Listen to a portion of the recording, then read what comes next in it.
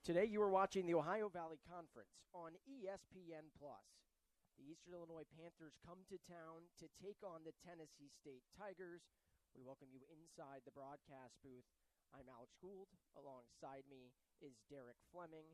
And Derek, of course, we take a look at the keys to the game for both schools. We'll start with Tennessee State. What do they need to do to win here today at home? Yeah, they need to get out the blocks quick.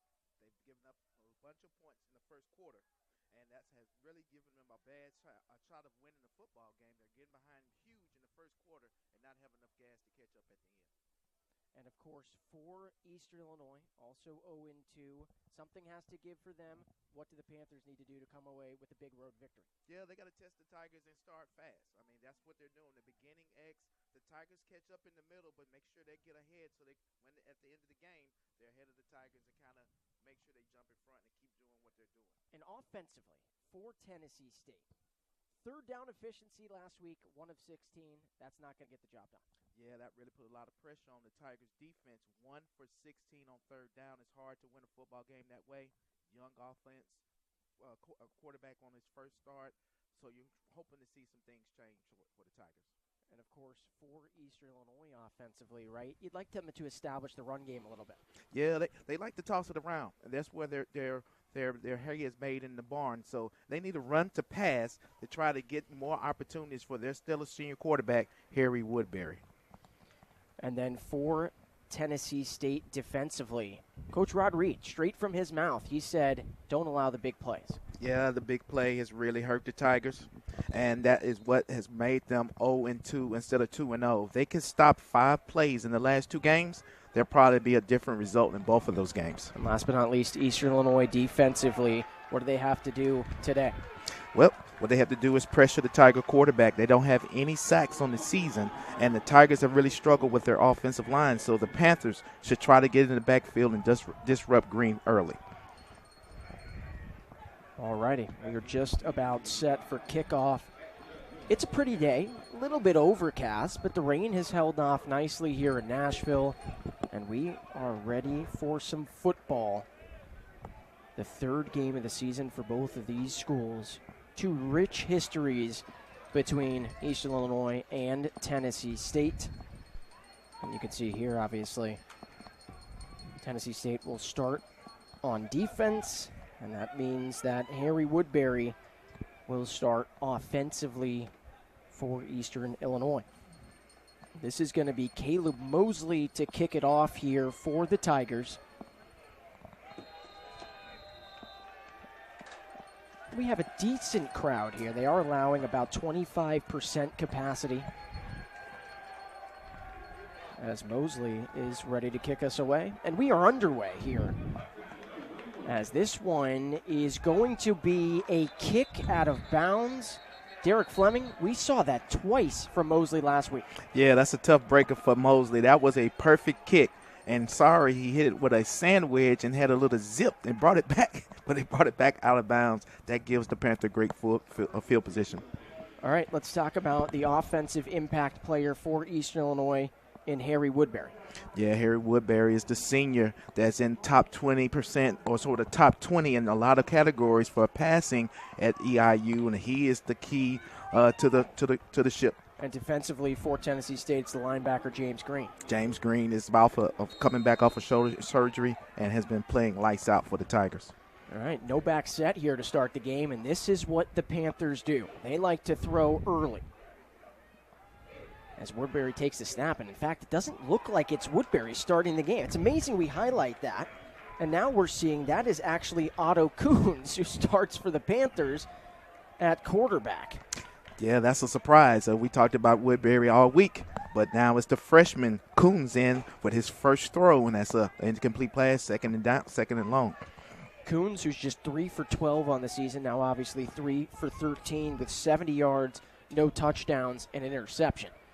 Man in motion. This is a handoff to Benefield. Benefield gets about 2 that time, and it will be 3rd and 8. Tennessee State, in both of their games against Austin Peay and Jacksonville State, allowed touchdowns on the first 2 drives. They would love nothing more than a 3-and-out. Man, that would make the defense feel much better about themselves this week if they could stop them here. But the Panthers are spreading it out and going to put a lot of pressure. They have a lot of people on the field. I thought that was 12. So, yeah, that's a penalty. Hey, Alex, I saw 4 to one side and 2 to the other. I mean, it's hard to defend that play. East Illinois trying to get a little bit of an advantage offensively that time. So that will be a 5-yard penalty, and now it's 3rd and long. It'll be 3rd and 12. Yeah, for the Panthers with the freshman quarterback, they got to be careful here. And for the Tigers, they need to not give up the big play on 3rd and long and get off the field.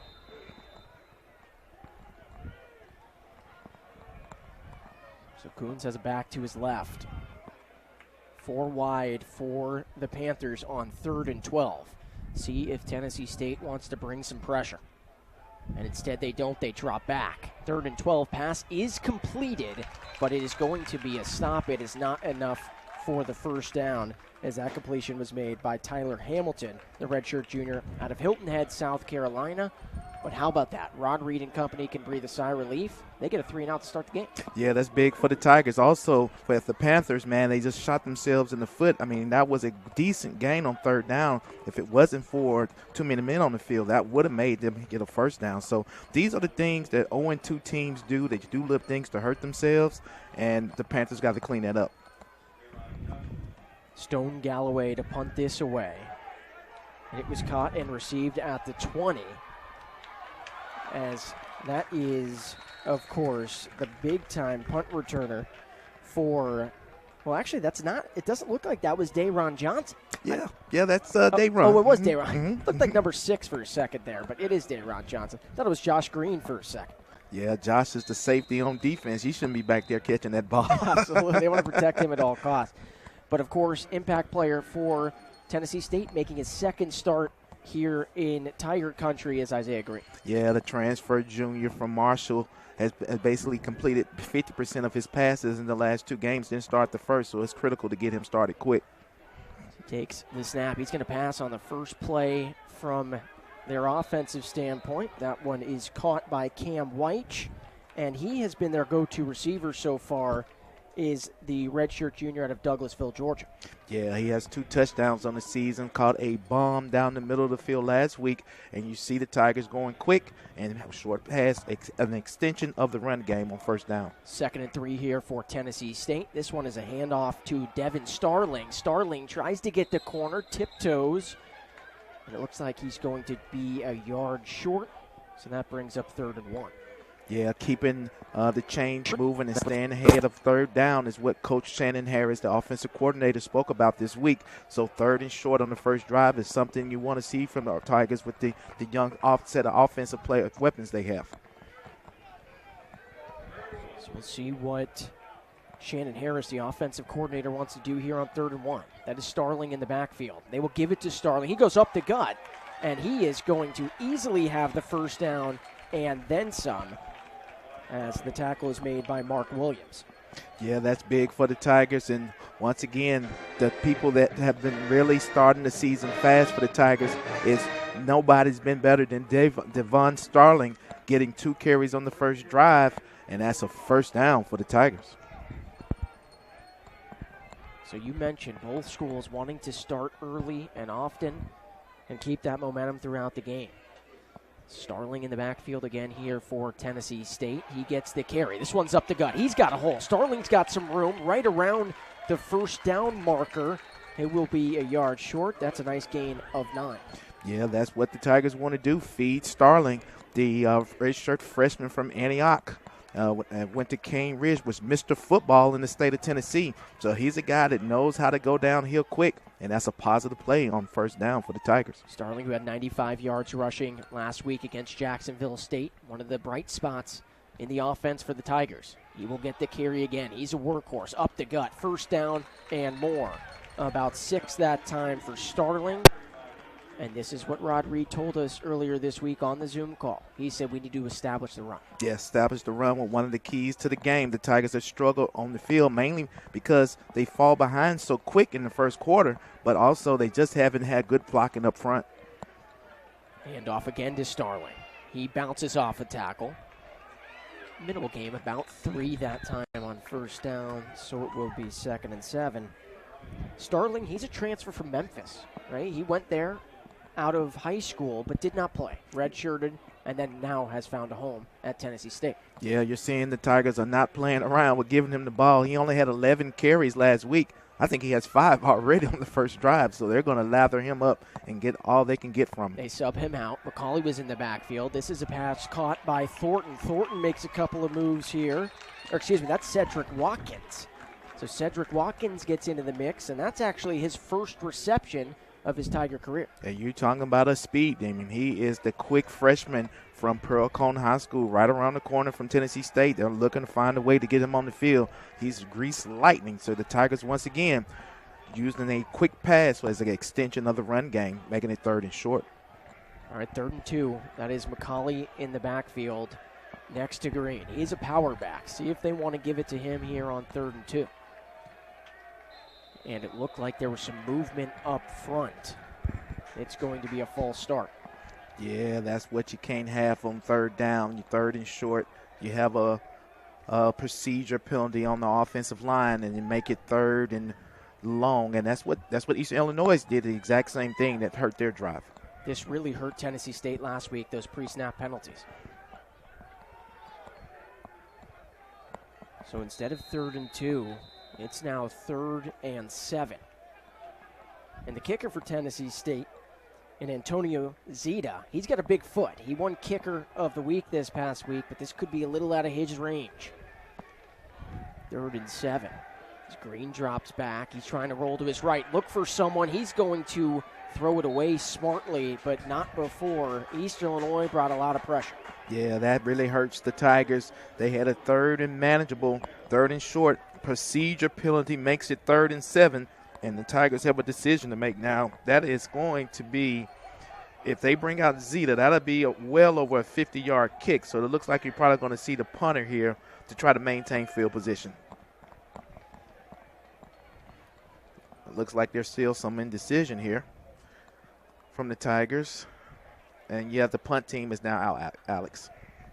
Punt team is out, but Mosley's still moseying on out there. Now you got 5 seconds. We may get our first time out of the game unless Tennessee State decides to take the penalty to maybe push them back a little bit. Yeah, that's what Coach Rod Reed was doing.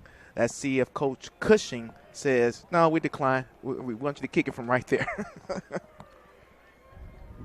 And it looks like Cushing accepted the penalty. I believe that's what the head referee said. Well, no, he just declined it. Now he declined yeah. it. There you go. Look, cat and mouse here by the coaches. And so, hey, they know Mosley has a big foot, but he also needs a little bit more. I think the wind is to his back. A little room would have gave him a chance to drop it inside of 10. Let's see if he can get off a good directional punt here and pin the Panthers down deep in their territory.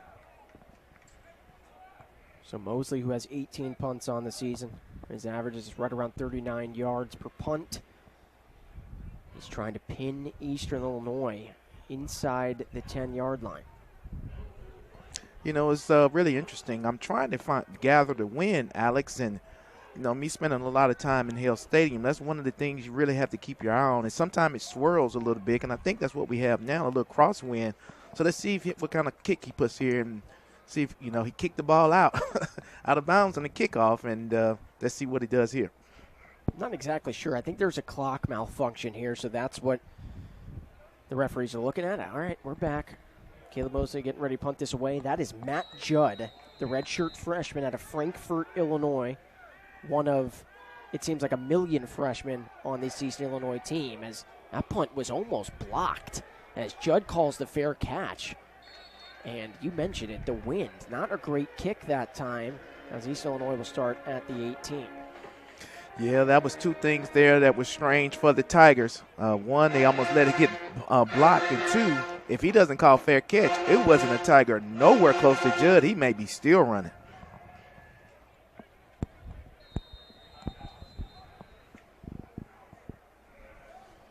All right, so Otto Kuhn's out there for his second drive. As you take a look at Adam Cushing, second year, came over from Northwestern. as those coaches are presented by Legends Bank. Rod Reed in his 11th season, been here since 2003. Coons drops back, and that was deflected at the line of scrimmage.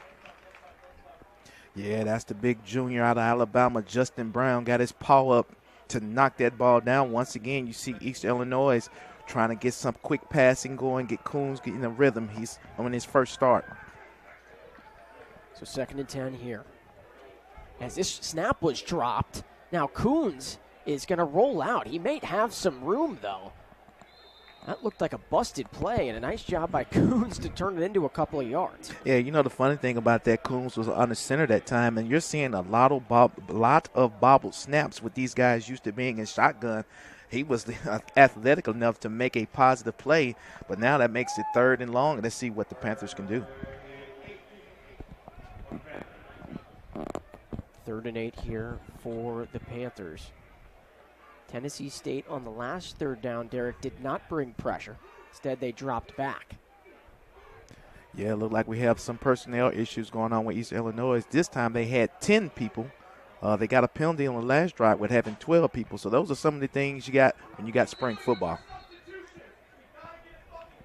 And we are going to get a timeout. That will be a timeout for East Illinois. They just have not had the communication here early, as we are going to step aside here in Nashville. No score between these two schools.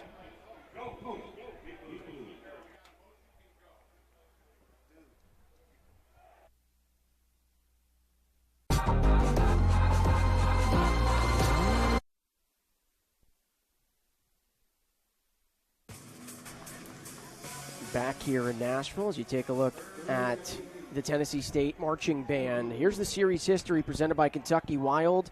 The last meeting was won by Eastern Illinois. It was their only OVC win of the year. Yeah, the Tigers have really struggled against the Panthers, and it's all been about EIU and their passing offense. It's usually struggled the Tigers, but now the EIU's a young team. They're still here in Nashville trying to make sure they get a W. It's Benefield in the backfield. Coons 3rd and 8 here for East Illinois. This one is going to be caught with room to run is Judd. Judd has the first down and then some. And that's a nice call out of the timeout.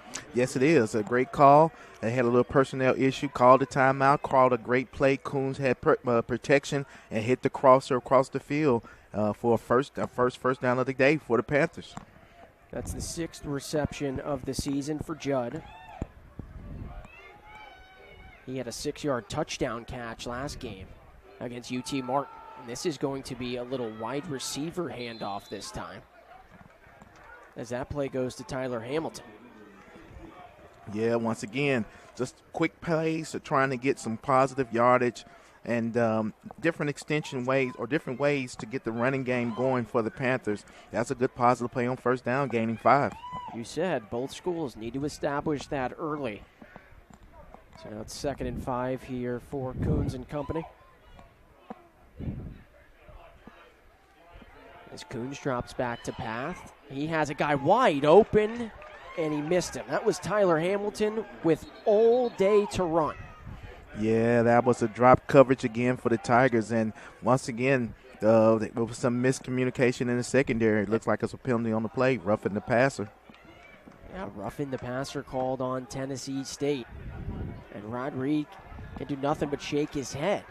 This is now the 3rd game in a row where we've seen it here early out of the gates. A lot of penalties. Yeah, Justin Brown, the junior out of Alabama, just did not have discipline enough to stop, because he took 3 steps and hit Coons. And nevertheless, we were talking about the breakdown in the secondary. That was a big play, and they still get a big play because the Tigers shoot themselves in the foot. So now it's 1st and 10 from the Tigers' 43. Coons wants a back in motion, and he's going to keep it. Coons can scoot a little bit, and he might have been dragged right at the first down marker. See where they mark him? And it is going to be a first down. Oh, so yeah. It's a 10-yard keep that time for Coons. Yeah, a little RPO action there. You wouldn't usually see that with Harry Woodbury, the usual starter, but it looks like Coons has some athleticism, and now it's part of the run game.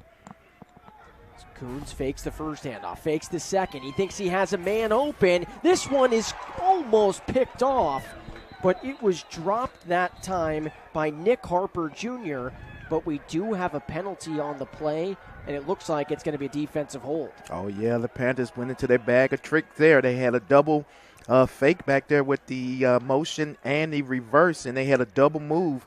They caught the Tigers secondary sleeping, and the senior Nick Harper had to hold, and that's back-to-back penalties, and that's another first down for the EIU Panthers.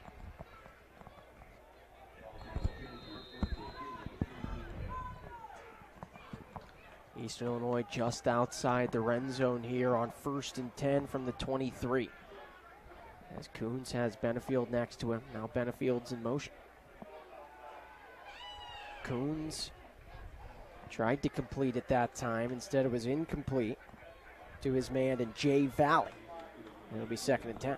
Well, you see what EIU is doing with the young quarterback, short throws, moving the pocket, different ways to run the football, keeping the Tigers off balance on defense. So right now, this is a positive drive for his first start, and they're deep in Tiger territory. And they are trusting the freshman in Coons, and they're letting him sling it. And he's doing a good job. I mean, you got to be excited if you're an EIU Panther. This could be a direct snap here to the running back, and instead it's going to be a fake to Coons as Adam Cushing and company get a little bit creative. Of course, the offensive coordinator for East Illinois, John Kucheski. Yeah, I don't think I've ever seen that, Alex. I mean, the quarterback and the running back shifted. I've seen direct snaps to the running back, but they actually shifted positions. Listen, Coons ran for over 2,100 yards in high school. So he can scoot a little bit back there, and Tennessee State has to be ready for it. 3rd and 7 from the 20 for the Panthers. Coons drops back. He's got pressure in his face. It's a wide receiver screen, and that one was sought out nicely that time by, it looks like that was Kenyon Garlington with the tackle.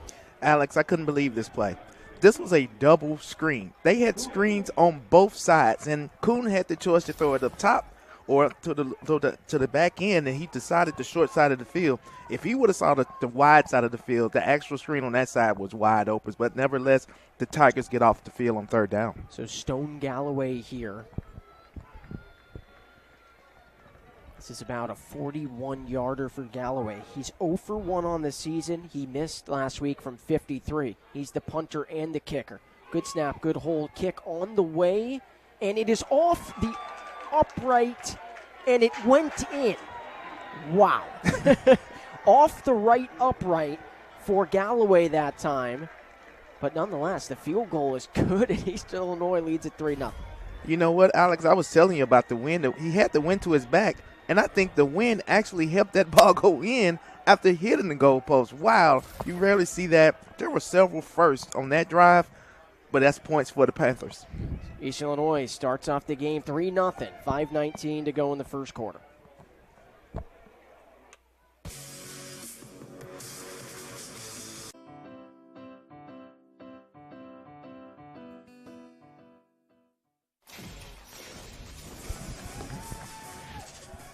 Back here in Nashville, East Illinois, they lead at 3-0 after the right upright was hit by Galloway, but it still went. Yeah, that's points for the Panthers. A very good drive, converting several 3rd downs, but also being aided by 2 big penalties from the Tigers. I was just going to say that. Stone Galloway, who was not the kicker last year for Eastern Illinois, instead just held the punting duties, but this year gets a little added pressure. Oh, yeah. I mean, makes the kicker stay in tune with the game when he has all the responsibilities, you know. He just can't go over there and drink water. Exactly. This is Will Orth, and that one off the side of the foot, and it's a fair catch that time for Tennessee State.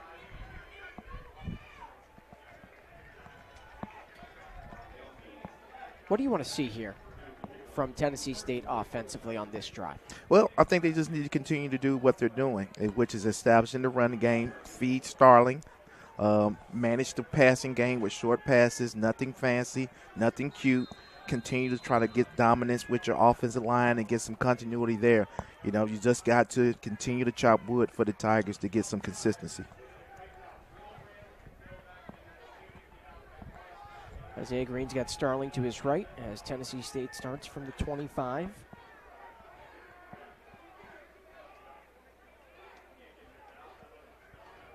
Green's looking to throw and missed his man by a lot. That was intended for Vincent Perry, the redshirt senior out of homegrown Nashville, Tennessee. Yeah, he's lucky he missed it by a lot because that play wasn't there. If he throws it on time, there was a safety underneath that play that probably would have took it for 6. So, those one of the things as a young quarterback, you just can't predetermine where you're going with the football.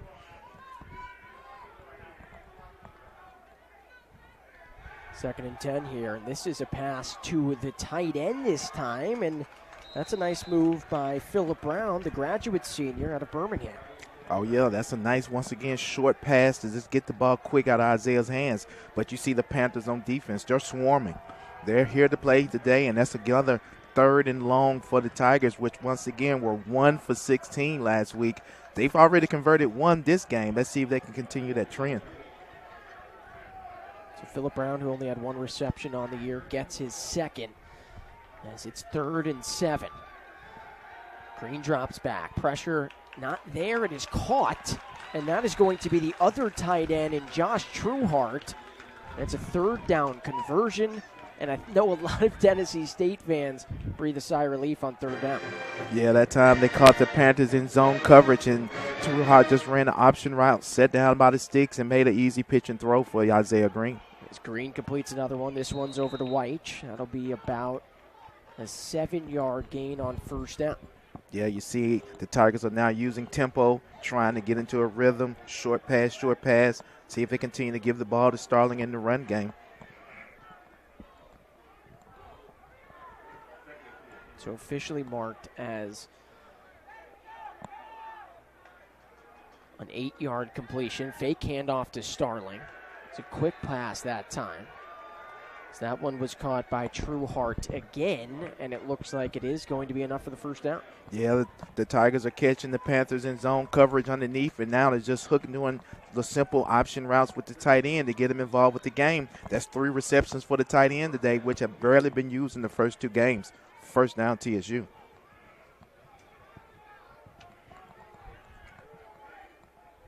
Green's got Starling behind him, and Starling will get the carry. Bounces off a tackle, and that's good for about 5 yards on 1st down.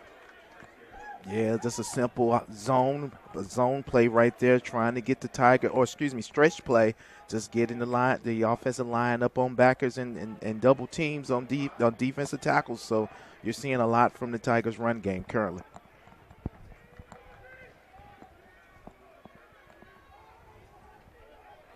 Green gives it to Starling again. As Starling tried to make a move, he got tackled just short of the 1st down.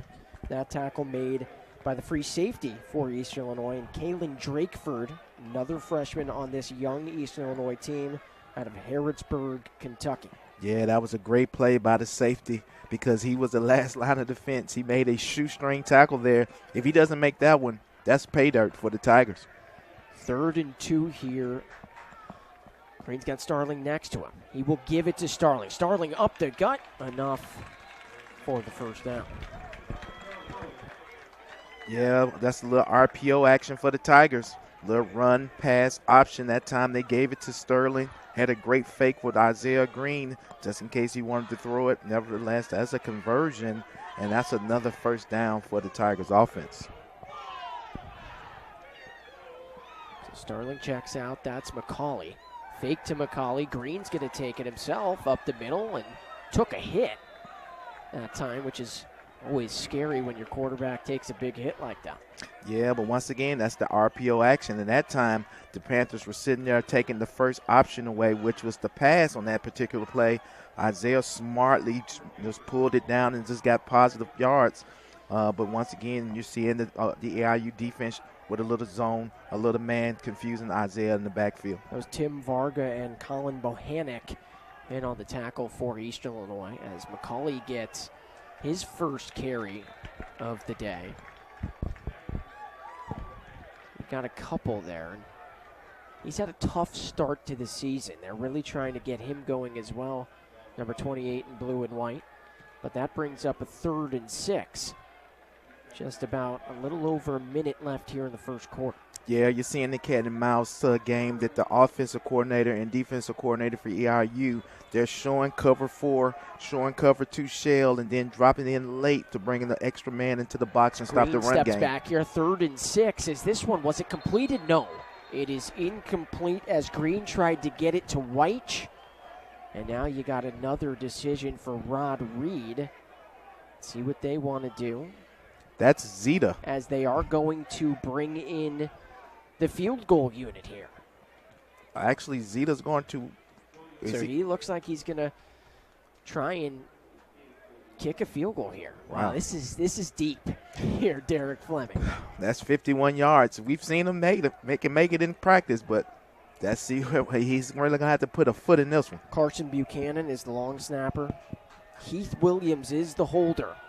Zeta be right around a career long for him.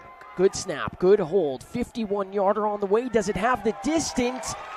It does. And he is fired up about it after that kick. A big-time 51-yarder. Man, that is a big-time kick by Antonio Zeta, who just keeps doing it week after week with kick after kick. And now you hear the Tigers band. You see the fans.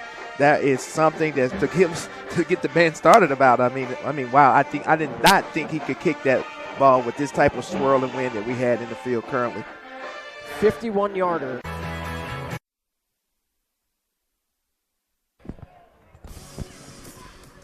Antonio Zeta, who just kicked a 50-yard field goal or 51-yard field goal. That is his career long. Yeah, that was an awesome kick by Antonio Zeta, who got OVC Specialist of the Week last week with 10 points. So he just continues to trend to get the Tigers on the board. Zeta was 3 for 3 last week, including a 47-yarder against Jacksonville State. He has been so reliable for Rod Reed and company. This one's going to be a fair catch by Benefield. So East Illinois will start at the 25. Well, we have a flag. The Tigers were offside. And let me ask you, how does that happen? That just feels like it's more of a mental mistake, correct? Yeah, that makes no sense to do that. Nevertheless, you just got to have discipline and understand you have to stay behind the kicker and not cross the line of scrimmage without the ball being kicked. And the Tigers did it that time, and the line judge caught him. Another additional 5 yards will be added to that play and give him good field position. So it's a 5-yard penalty on the offsides on the kick. So Otto Kuhns and the Panthers will start at the 30. But this is what we expected, at least so far, Derek. 3-3 game, both teams pretty even statistically, team-wise, as this carry is to Benefield. Benefield breaks a tackle. Nice job. Bounces off a couple. So he gets stopped about 3 yards shy of the first down. Yeah, that another inside zone play there. Got good blocking up front by the Panthers, and he was able to crease the Tigers for 8 yards.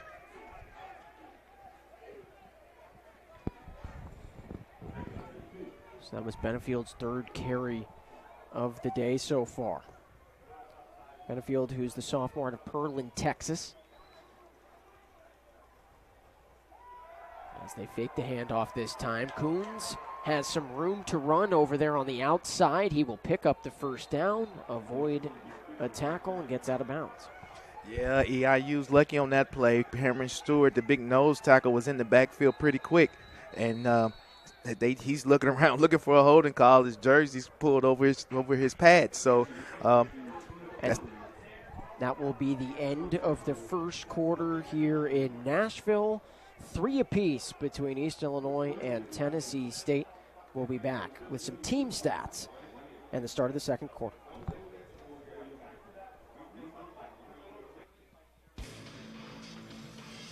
And them. Ask your gastroenterologist about Humira. With Humira, remission is possible.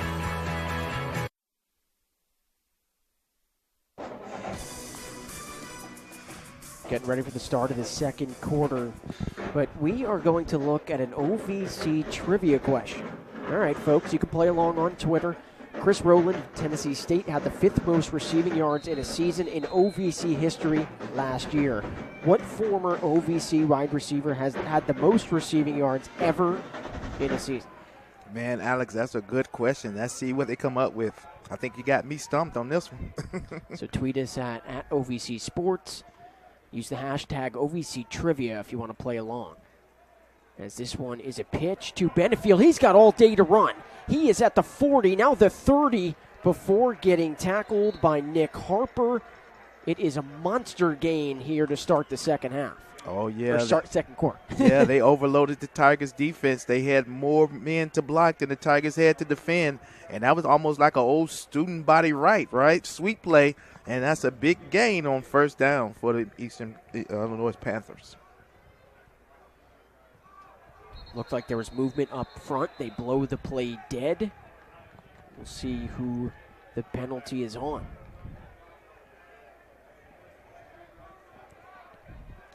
Yeah, that's back-to-back mistakes by the Tigers' defense. I think they were offside. Let's see what they call here. They're discussing it. It's going to be a false start instead on the Panthers, and Adam Cushing can't believe it on the sideline. Yeah, he's going nuts. I'm pretty sure I saw a Tiger come across the neutral zone, but the Tigers will take it. Make it first and long for the Panthers. So it's officially a 30-yard carry, or pitch, I should say, and run for Benefield. Benefield, who has, coming into the night, 19 attempts, 67 yards, averaging just 2.4 yards per carry, but they give to him again. He's got a hole up the middle.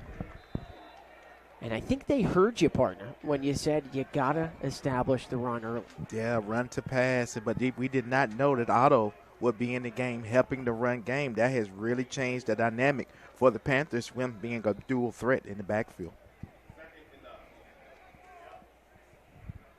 Harry Woodbury, who had started the first two games, only 5 rushing attempts for 9 yards. But Coons, as you said, mentioned him about his legs, what he did in high school. Over 2,000 yards rushing as a quarterback is just ridiculous. And he's a great-looking athlete for the Panthers. So it's 2nd and 9 here. As Coons thinks he has a man, he does. That is going to be caught by the tight end, Jay Valley. And that sets up a 1st and goal here for East Illinois. Hey, you know what that was, Alex, right? I don't know if you've seen that in a while. They're really doing a bunch of old school things, the Panthers. That's just a good old hot pass, right? We had student body right for 30, and then they hit the tight end with a hot pass, and so the Panthers are just rolling down the field on the Tigers. Adam Cushing, of course, who came over after 15 seasons at Northwestern, and they use a lot of the Wildcats' tricks. So it is 1st and goal to 7. That is Benefield in the backfield. They hand off to him. He's got room on the right. He's got the outside as he is taken down right around the 1-yard line. So for now, it's still a tie ball game, but it's about 6 yards on the carry for Benefield. Yeah, right now the Panthers are going right, and right. That's 3 plays in a row to the right. They're seeing something on the left side of the defense of the Tigers, and they're exploiting it.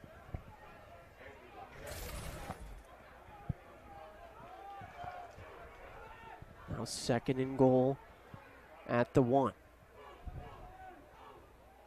See if they want to give it to Benefield again. And they do. He gets the carry, but that time the front 5 or 6 for Tennessee State was all over.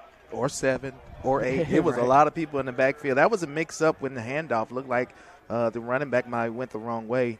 They were lucky to just get the ball cleanly handed off and just get up the field and get what they could. That was James Green and Kenyon Andrews, the freshman out of Baton Rouge, Louisiana, in on the tackle. It's going to go as a loss of 4 that time. So now 3rd and goal from the 4, and that is Jordan Smith, the freshman out of Vegas, who's on Coons' right. Coons will fake the handoff. He has a man wide open in the end zone, and it is a touchdown. That is a connection between Coons and Valley. And welcome to college football, Otto Coons. That's his first ever touchdown pass. Man, that was a cool operator. He really fooled the defense with playing with his play action fake. That was RPO, and he just drugged the tight end on the backside, and no Tiger stayed with him. Easy touchdown pass for the EIU Panthers. So Otto Coons The freshman out of Carroll, Ohio, giving East Illinois a little spark here after an 0-2 start, as this extra point is on the way, and that is good for Will Orth. So the Panthers get 7 on this drive. They start out the second quarter nicely. They lead it 10-3. .com today to learn more. It was an 8-play, 75-yard touchdown drive for Eastern Illinois, and then the connection from Coons to Valley.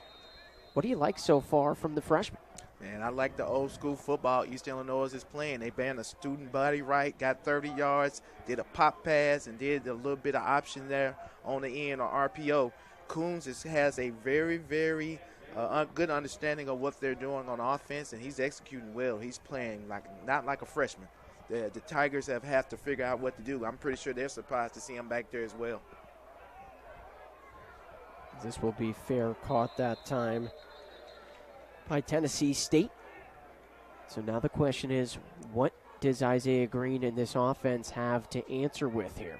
Well, the things is they can't do the little things to get them behind the sticks. The Tigers have done well today, better than they've done in the first 2 games on third down. But they got to make sure they keep third down manageable under 5 yards if they want to try to sustain a drive. These two teams offensively have not been good, right? The first 2 games of the season. East Illinois averaging just 11 points per contest, and then Tennessee State just 18. And so both coaches have stressed they want to get the offenses going, as this is a handoff, and that is a nice job that time by Vincent Perry to bounce off a tackle, and he gets enough for the first down. Yeah, another extension of the run game. This time they get the senior out of Hillsborough, Nashville, Vincent Perry, with a handoff, and had some decent blocking, but pretty much he took that play on his own and wasn't going to be denied. That is Perry's first rushing attempt of the season. So a little bit of trickery here from Shannon Harris and company. So this is a handoff to Starling. No trickery here, and he's met by a swarm of Panthers up front. Yeah, Tigers giving the ball, Sterling back involved with the run game there. So taking a look, rushing yards per game so far, East Illinois 91 to Tennessee State's 90. So really even. These two schools have played pretty even football so far throughout the season, throughout the first 2 games. 225 passing yards per game for East Illinois, 190 for Tennessee State as Green wants to pass here. This is a connection with his tight end, and a nice job that time by Josh Trueheart. And so Rod Reed told us, he said we need to get the tight ends involved a lot more than they have been. Yeah, Trueheart was expected to be a big contributor to the offense. Good to see him get involved. As Green takes the snap here, and that's a quick strike to White, and it will not be a fumble. Instead, it's an incomplete pass. Yeah, the Tigers are just trying to get the ball quick out of Isaiah Green's hands, and that right there should be an easy 3 or 4 yards for the offense. So Isaiah Green, who comes over from Marshall, where he started all 13 games last season, completed 189 of 336 passes for just under 2,500 yards. He's going to drop back to pass here. He's got a man open, but he overshot him that time. He had a guy for 6, and that, of course, was Dayron Johnson. Yeah, that's passes you can't miss. He missed a couple of last week the same way. That was a big shot play for the Tigers at midfield, and the Tigers sorely need to start making those count because now it's 3rd and long, and they're behind the 6 again. 3rd and 10 here for Green as you get movement. This could be a free play. They have not blown it dead as Green has a receiver, and it is caught by Cam White. That was the best connection maybe of the season between Green and White. Yeah, the Tigers snapped it with the Panthers in the neutral zone, free play. And Isaiah was able to roll to his right and connect with White for a big play. And it's a first down for the Tigers. Green and White have connected for 2 touchdowns. But I say best connection and the ability for Isaiah Green to realize that he had a free play and White to come back and get the football. It's 1st and 10 as the handoff goes nowhere to McCauley that time. Really nice job defensively there for EIU. As that was, take a look into the mix, that was Jason Johnson and Anthony Shockey, the 2 star linebackers for them. Yeah, those guys have both patrolled the middle of the field for the Panthers and bring a lot of hat to the party.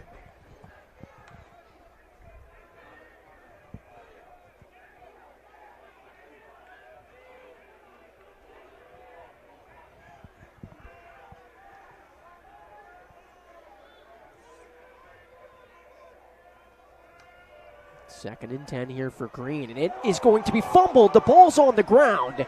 There was a Tennessee State offensive player there. Instead, it is recovered by Eastern Illinois. That was a recovery by Anthony Shockey.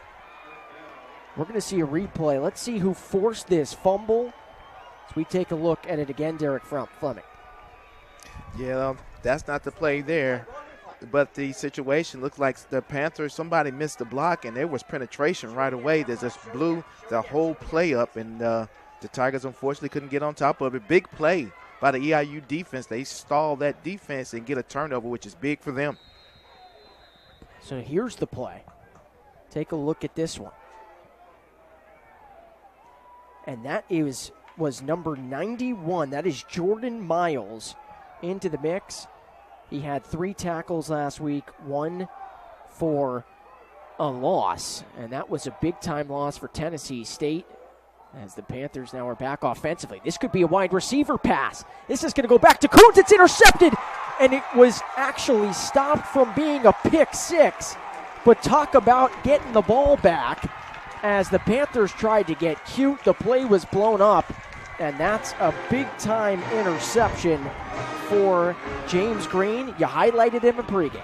Yeah, that's old school football again. That's what you call staying at home. Stay at home. He didn't go for the fake. He stayed with his responsibility, and he saw that play the whole time. And James Green, who's been Mr. Everything for the Tigers defense, comes up with a big play for the TSU Tigers. So the Tigers turned it over with the fumble. And then all of a sudden, the Panthers tried to get really cute with some trickery. Matt Judd throws the interception as he tried to find Coons. And oh boy, we get some craziness within the last minute to 2. Yeah, that's both teams have shot themselves in the foot. And, they're both trying to get this first win of the season. To win a football game, you can't allow those type of things to happen. So for James Green, that is his first interception of the season. As they hand off to Starling, and now East Illinois, this front 4, trying to hold Tennessee State to a field goal attempt here. Yeah, the Tigers need to try to even this game up. This is a great opportunity, but the EIU defense has still stout in the run game and then really playing a cat and mouse game, showing zone coverage and then dropping that extra defender to stop the run game and see what the Tigers can do here on 3rd and long. 3rd and 7 here for Tennessee State. They hand it off to Starling on the right side, and that play was blown up nicely. That is a big-time tackle for East Illinois. That was Michael Young Jr. who got to Starling, and that holds Tennessee State to a field goal attempt. Yeah, that's a big play by the EIU defense. They are really bowled up in the run game. They run 3 consecutive plays to the right and only get 3 yards. And now Zeta's back on the field for basically a 38-yard field goal.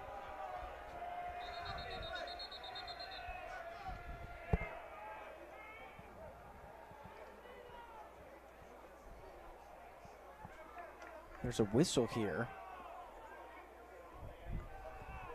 Not sure what the call is. Was a timeout called? It looks like it. Maybe by Tennessee State? Yeah, I think it came from EIU, if I'm not mistaken, but we didn't get a signal there. We do know it's timeout. Yeah. We know they're not playing right now. Yeah. But I just didn't see anyone point to either side. So let's talk about Coach Cushion. Coach Cushion is really trying to rebuild this program. EIU has a great history with Tony Romo and Garoppolo and, of course, Sean Payton down in New Orleans. But he's kind of struggled out the gates, but he's had success against the Tigers, Alex. You know, that's his first win. It's against Tennessee State the last time these two teams played. Yeah, and a lot of that, too, is, right, you're trying to rebuild a program, right? And no one likes to really use those words, right, rebuilding, but they are in a little bit of a rebuild. We saw the roster sheet. How many newcomers did they have? How many freshmen? It's 30-plus, right? And so this is a school that is used to the history. They have one of the best programs in FCS history, and in fact, in the Ohio Valley Conference, they have made the playoffs 11 times since the year 2000. Yeah, those guys know how to play up there in Charleston, Illinois. It's a great place to go hang out and watch a football game. I've been there on several occasions, and I do remember Jimmy Garoppolo when he was here in Nashville. He put on a show for the Tigers. And I said 11 times since 2000. To correct myself, it's 11 times since 1996. 7th all-time in playoff appearances. As Zeta connected from 51. That was his career long. This one from 38. Good snap, good hold. Kick on the way, and I believe that is wide left. So Zeta, who kicks it from 51 before, can't hit from 38. And it keeps it at a 7-point East Illinois lead.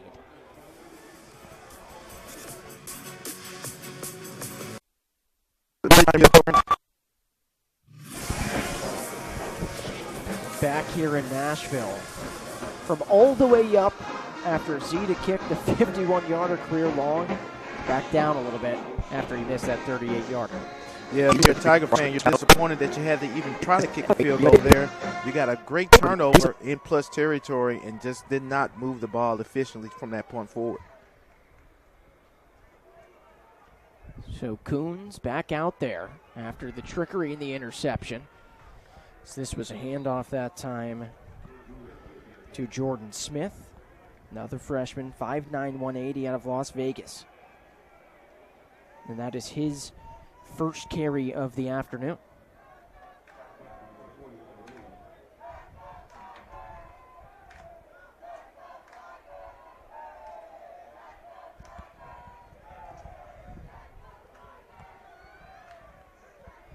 That was Smith in motion. Instead, it will be a keep to the right side. This is the side they've been using all afternoon long. And Coons keeps it for 8. Yeah, that's really been a big part of the story in the first half is Coons being a part of the run game. First of all, him starting and him really being associated with the run game, and it's really changed the trajectory of the run game for the Panthers, and the Tigers still hadn't just completed it. And there is a Tiger down on the field, so we will step aside here. 10-3, 6:10 to go. Evansville, and you will see E is for everyone. 6 and change to go here in Nashville. Panthers lead the Tigers 10-3. Alex Gould, Derek Fleming, appreciate you. Appreciate you guys for joining us. Thoughts so far on the first half? Hey, it's all about the run game. Eastern Illinois has really gotten involved with the run game. Run to pass are the keys to the game, and they're now executing that very well. So 3rd and 2 here. This is a handoff to Smith. He's got the edge, and he's got the first down.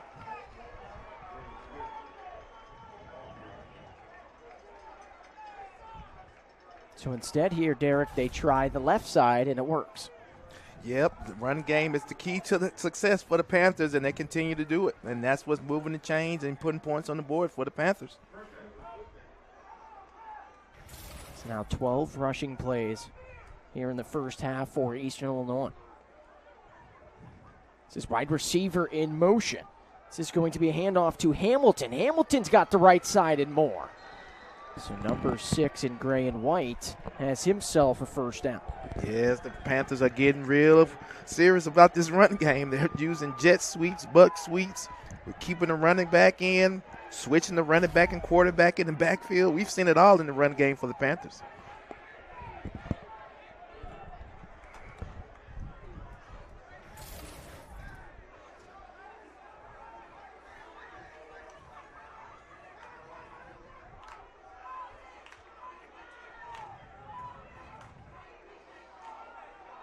This is Smith again on the pitch. And it just seems like East Illinois' offensive line, a young offensive line, look really good so far. You know, that was one of the positives coming into this week's game. Even though the Panthers hadn't won the game, they were really proud about their offensive line. They had played well and only given up 1 sack, I believe, for the season. So they're continuing to dominate the line of scrimmage. And this is an offensive line last year. You talk about new program rebuilding a little bit, right, under Adam Cushing and company. They had pretty much all freshmen starting in the front for them in the battle of the trenches. Yeah, the thing that jumped out when I was looking at their two deep, their two tackles were both under 300 pounds. So you say, hey, those guys are young. They're going to put some weight on them and be real good when they become upperclassmen. This is Benefield, and he will bulldoze his way right at the first down marker, and it will be enough for the first down. Well, the game plan for the Panthers is going as planned. We talked about it, run to pass. We have a passing touchdown for the only score or touchdown for the Panthers. The rest of the time, they're just eating up the ground game with their rushing attack.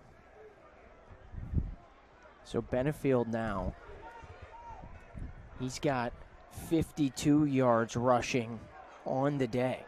Really nice start for him.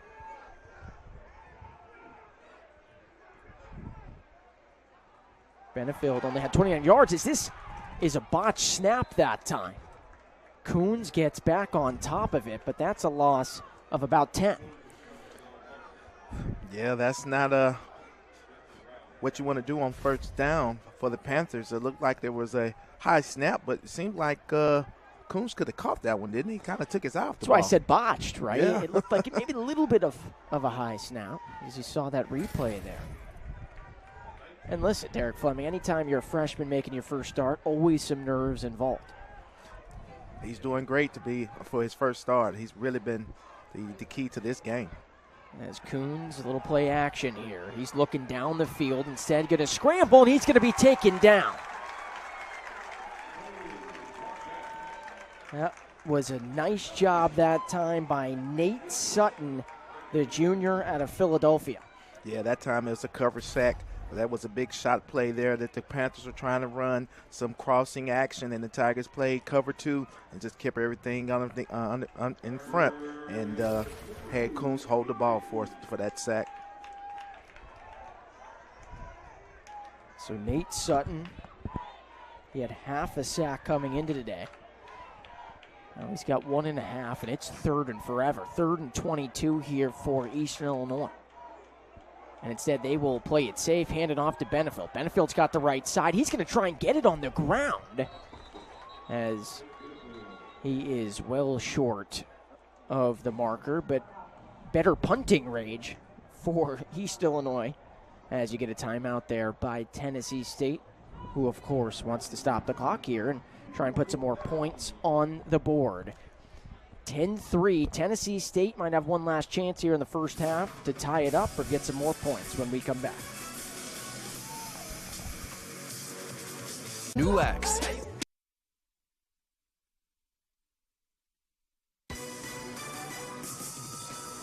Back here in Nashville. We asked you guys this trivia question. We said Chris Rowland of TSU had the 5th most receiving yards in a season in OVC history last year. What former OVC wide receiver has the most receiving yards ever in a season? And, of course, the answer, Eric Laura. Back in 2012, 1664.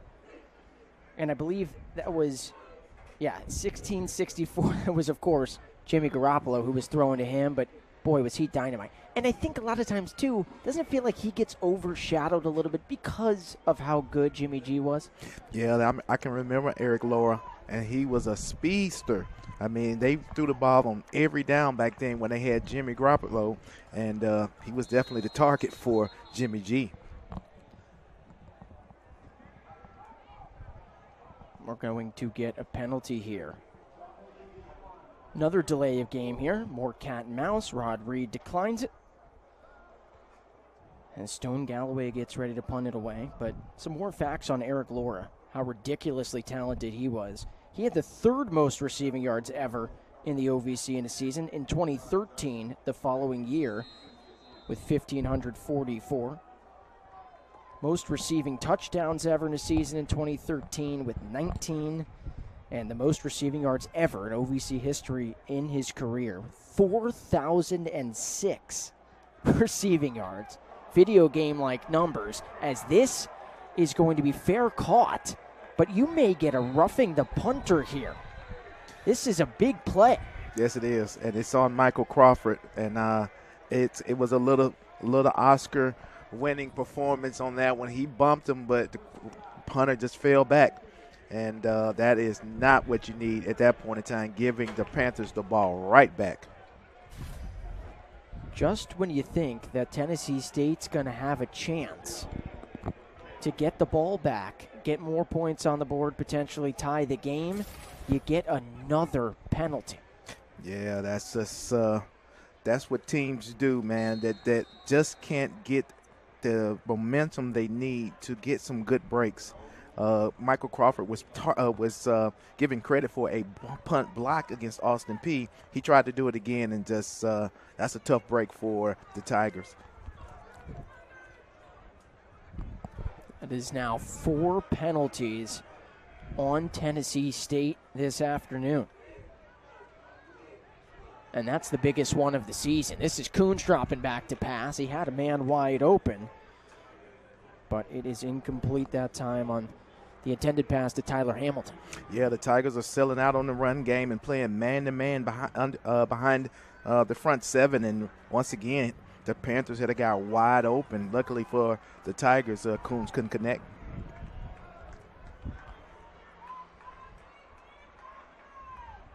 So now we'll see if East Illinois wants to milk a little clock here, and they will, and they hand off to Benefield. Benefield has the left side. He may have space, and he is taken down right around the 6-yard line, but there is another penalty on the field.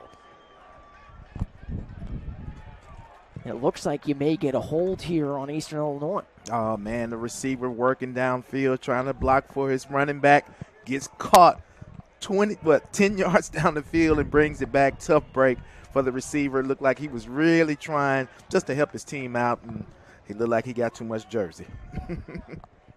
Take a look at this one again.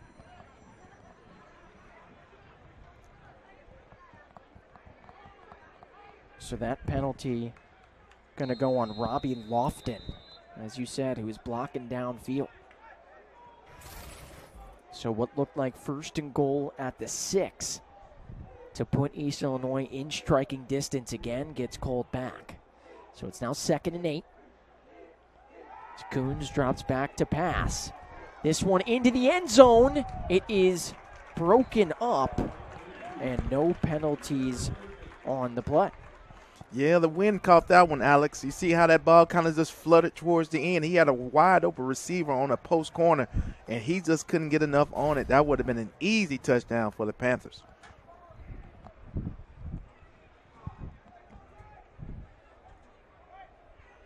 Coverage that time by Kenyon Garlington. Called his name a couple of times today. So now 3rd and 8. 58 seconds to go here in the first half. Coons has Smith next to him. Coons dropping back. An identical play. This one's into the end zone. It is incomplete, but you get another penalty marker. Yeah, that was a double move, and I don't know, Nick Harper impeded him on his route, but it was a double move the Panthers tried there, and it's 2 flags over there. It may be 2 infractions on this play.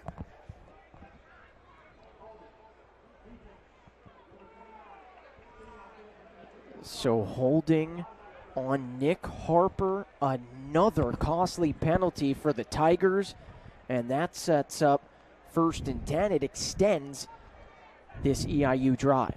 Yeah, the Tigers are just keeping the EIU Panthers offense on the field with mistake after mistake after mistake. I mean, they've given them this whole drive, right, with mistakes. So let's see if they can cash in. You first thought Tennessee State was going to get the ball back, then a roughing the punter. Now a big-time holding call on 3rd down. Coons drops back. He's got Valley again into the end zone, ×2. the second connection here in the first half between Coons and Valley, and Eastern Illinois is going to extend this lead. Run to pass, Alex. And what is Mr. Coons doing? He's running the football, EIU controlling the line of scrimmage, and then getting to the red zone, and here comes the pass. Second touchdown pass for the day for the freshman, who's having a big-time day for the Panthers. And that is almost an identical play that we saw on their first connection. The only difference was they did a little bit of a play action and faked the handoff, as that extra point goes for Orth, but really similar. So Tennessee State has had a tough go of it in guarding that tight end spot, that super back spot of Jay Valley. Yeah, it was confusion with the coverage on that play. It looked like the outside linebacker or the middle linebacker in the corner were in deep discussion, and they couldn't figure out who was supposed to cover who. Eastern Illinois saw it, threw it to the uncovered guy. Easy pitch and catch. Touchdown. So Jay Valley, who sits at 6'3", 245, graduate senior from Grand Blanc, Michigan. He had 5 receptions on the season for 49 yards, 2 receptions for 23 yards last game. And today, pretty simple day for him. Three catches. You catch 2 of them in the end zone. And both times he was by himself. Nobody even guarded him. So he's really blending in with that super back position, as you called it, is giving the Tigers fits. Yeah, that super back position brought over from Northwestern. Basically hybrid between a wide receiver and a tight end. But Jay Valley, who's the graduate transfer from the University of Dayton, and this is a cool stat, by the way. Jay Valley's 1 catch last year against Marist was a touchdown. He's a touchdown machine. Yeah. As you're going to get a kick out of bounds here. The second time we've seen this today, and that was the last thing you wanted to see from from Will Orth that time, because now Tennessee State, decent field position at the 35. Well, that's the Panthers' game plan, right? They've been kicking it short on all the kickoffs. They know the Tigers have a dangerous return game, so they're just basically saying, we'll give it to you on the 25, the 30 to 35, and play good defense behind it. It's worked so far.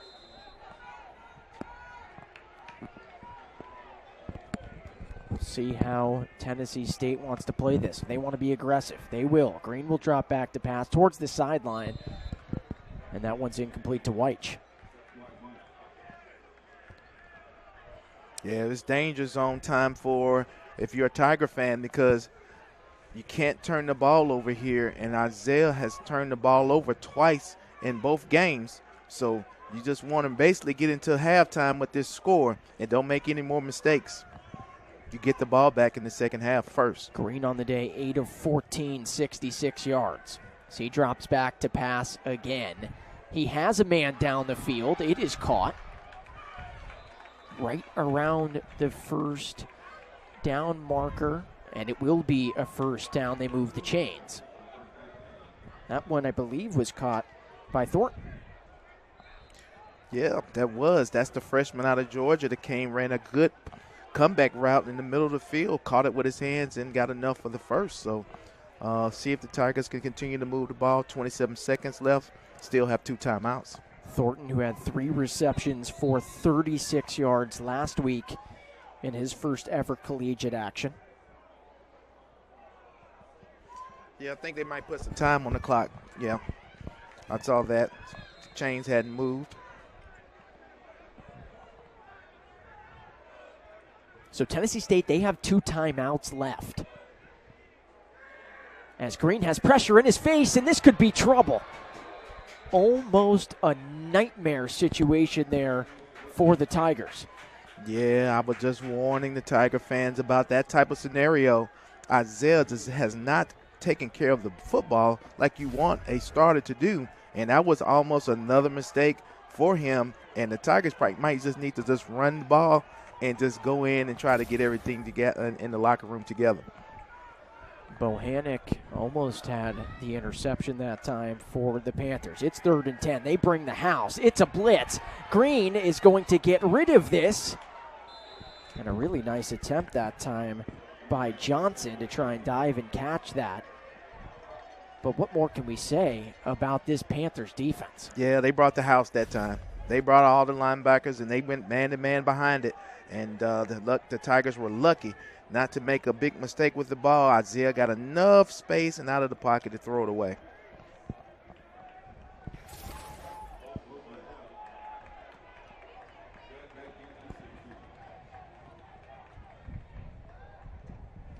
So Mosley to punt this away. A really good Tigers bounce. A really good punt that time. Likely all for naught, just because Eastern Illinois is probably going to sit on this with 2 seconds left. Well, Alex, I'm laughing because the same scenarios just happened with the Tennessee State punter. He just didn't act very well. I mean, he had a little bump there. He kind of looked and kind of fell late.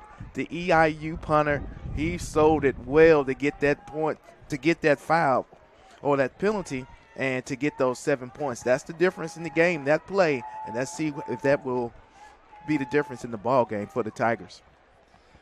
All right, so 2 seconds left. Obviously, East Illinois, more than likely, going to sit on this, probably kneel it here. Well, maybe not kneel it because you don't want a safety, but hand it off here and end the half with a lot of momentum. Again, this is a team, just 1 win last season, winless so far this year at 0-2. They are hungry here in Nashville. Yeah, the big thing is they've already exceeded their season average of points, which is 11. They scored 17 in the first half. A really nice first half for Adam Cushing and his, as Otto Coombs, the freshman, throws 2 touchdown passes to Jay Valley as we go to the break. Panthers on top here in Nashville. They lead it by 14.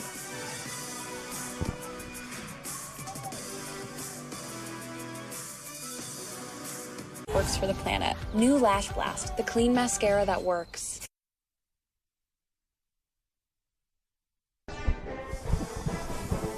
Back here in Nashville as we welcome you inside the broadcast booth, Alex Gould, Derek Fleming.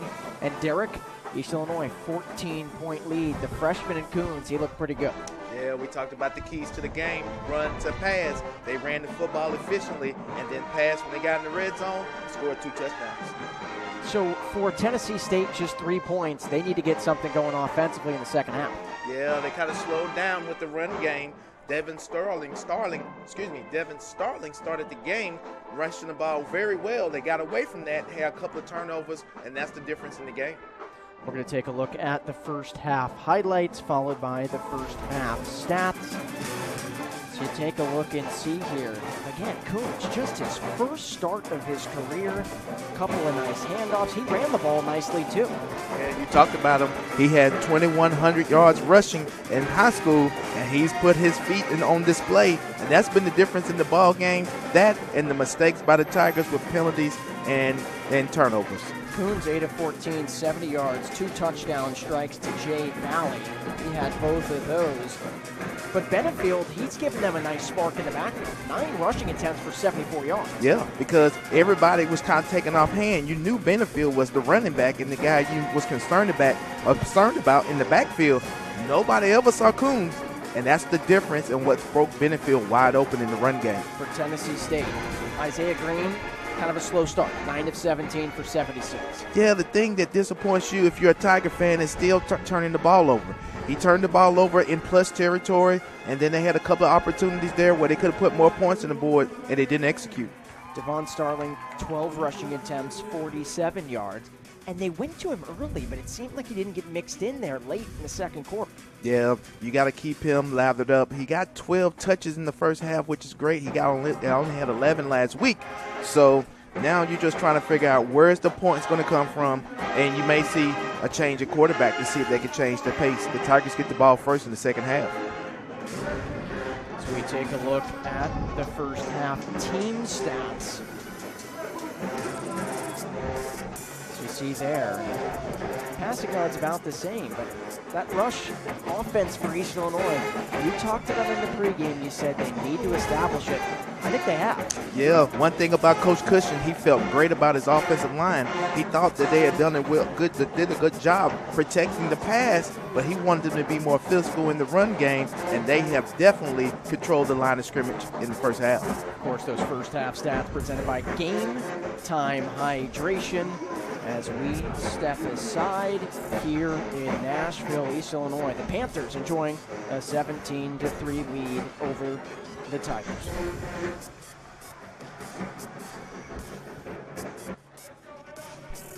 Always. We are all together. We are all the Ohio Valley Conference.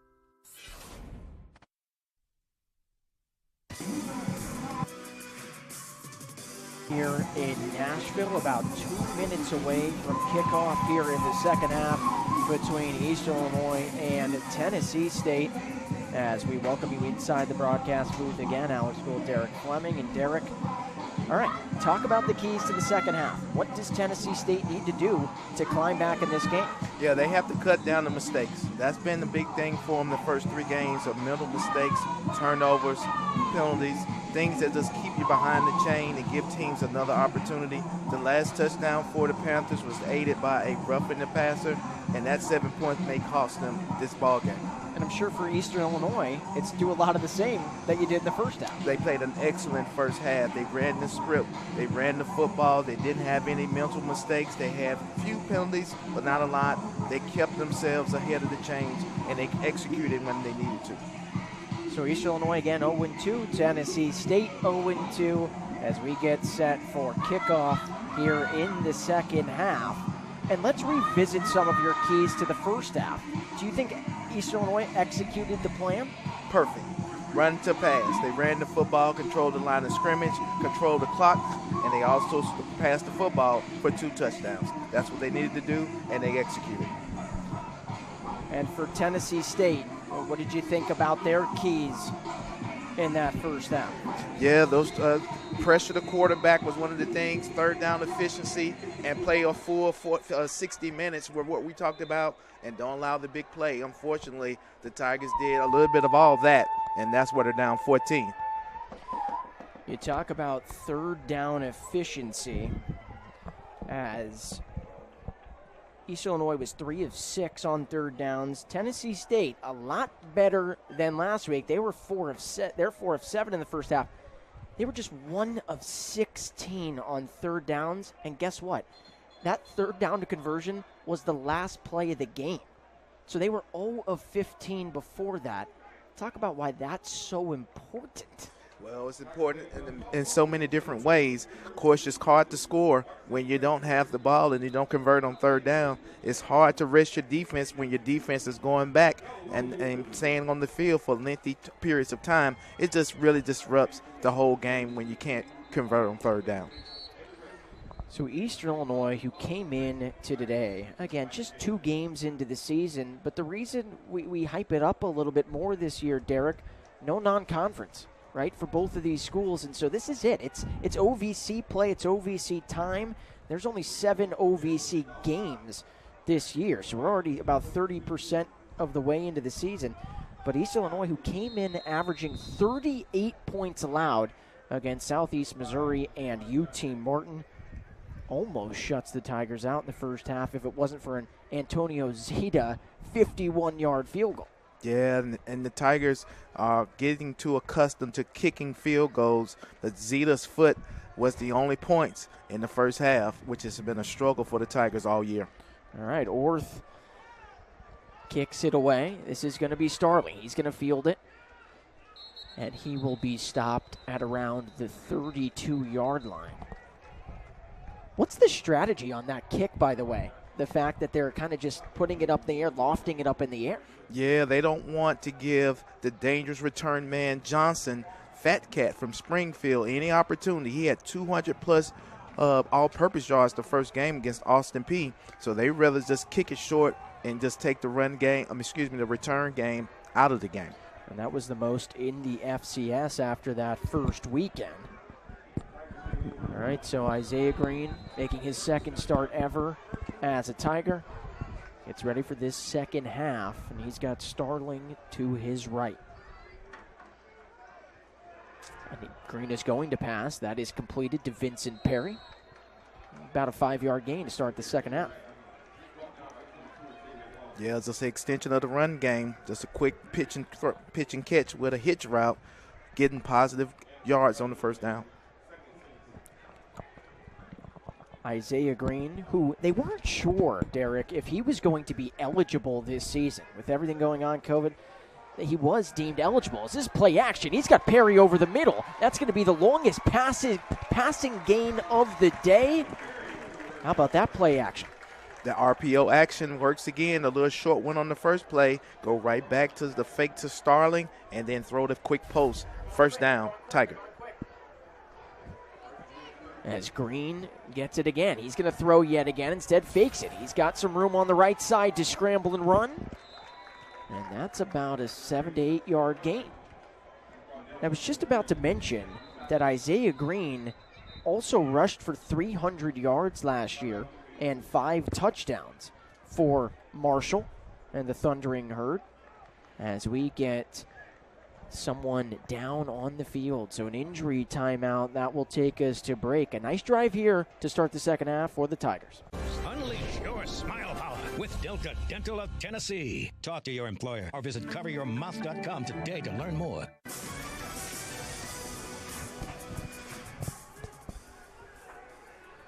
Back here in Nashville. Head referee today, by the way, Garrett Dickerson.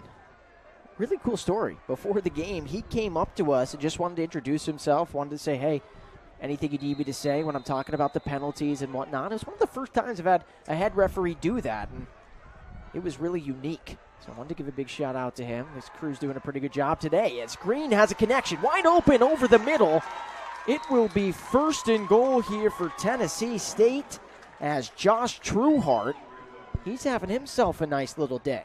Yeah, Alex, tell the truth. You thought the referee that we were in trouble. But, but nevertheless, that's a great first down play for the Tigers. A little option route back to Trueheart. Now it's first and goal for the Tigers. So first and goal at the 5. Tennessee State looking for their first touchdown of the day. The handoff is to Starling. He stumbled a little bit, but then carries a couple of bodies with him. Gets a gain of 2. But, yeah, we did think that we were in trouble. We said, why in the world is a head referee? We said, is it something we said on the last broadcast? Maybe you watched the film. And it just turned out that he is a good human being. Just wanted to introduce himself. And I know a lot of times these referees, it's a tough job, right? They get a lot of scrutiny. But his crew, I think, is called a pretty good game today. All right, second and goal at the 3. And look at this. There is no quarterback. Or there is. Green's on the outside. Direct handoff or direct snap to McCauley. McCauley left side. Bulldozes his way into the end zone for the first Tiger touchdown of the day. Just a simple direct snap there, Derek. Well, the Tigers must have got a shot in the arm, or Coach Rod Reed must have really got his team's attention, because that was the best drive of the day, resulting in points. Or 7, or 6. Well, we're pretty sure Zeta's going to make this, but 7, and that's only 2 minutes and 25 seconds off the clock. That's how you start the second half coming out of the locker room. And it was 2 big passing plays. Isaiah Green to Vincent Perry as Zeta looks to tack on the extra point. And he does. Or excuse me, it looked like he just missed. Oh, Alex, I think I did it. Zeta just missed the extra point. I did it, Alex. Oh, oh man, I'm sorry. So that's a big missed extra point there. As this now keeps that an 8-point game as we step aside. We will come back here in Nashville.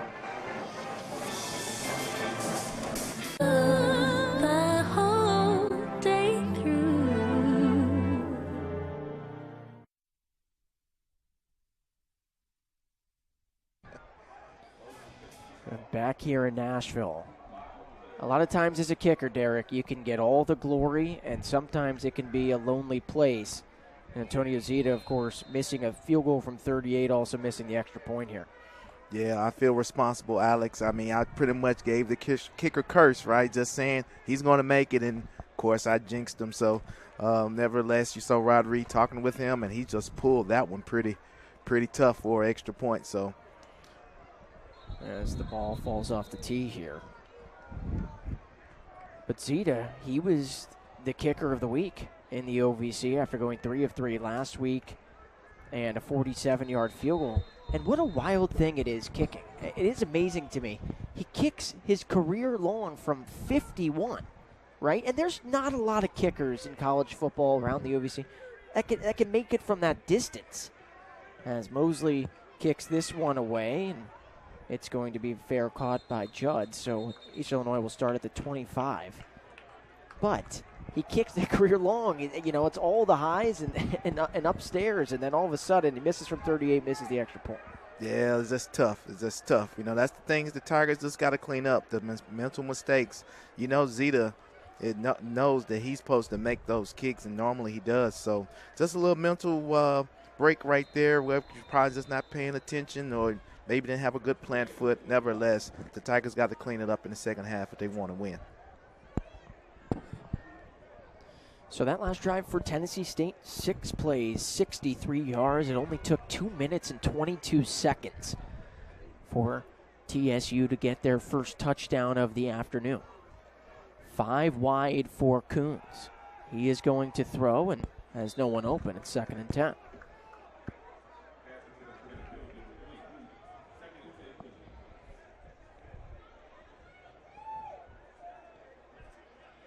So I mentioned 5 wide. East Illinois is missing a couple of wide receivers. Best wide receiver Isaiah Hill, who had 569 receiving yards and 4 touchdowns. As Coons will throw here. This is Benefield, the running back, who was out wide. And a nice tackle that time by the Tigers. It looked like Kenyon Andrews, the freshman, got into the mix. But no Isaiah Hill this year, no James Sheehan. So a couple of key wide receivers missing or graduated. As it's 3rd and 7 here for Coons. Tennessee State trying to keep the momentum on their side. As there's big pressure in the face of Coons. And here we go. It was a one-handed sack, but it might be a personal foul and a face mask penalty. Well, it's definitely not face mask. It was some contact to his face, but he didn't grab the mask. This is going to be an interesting call here.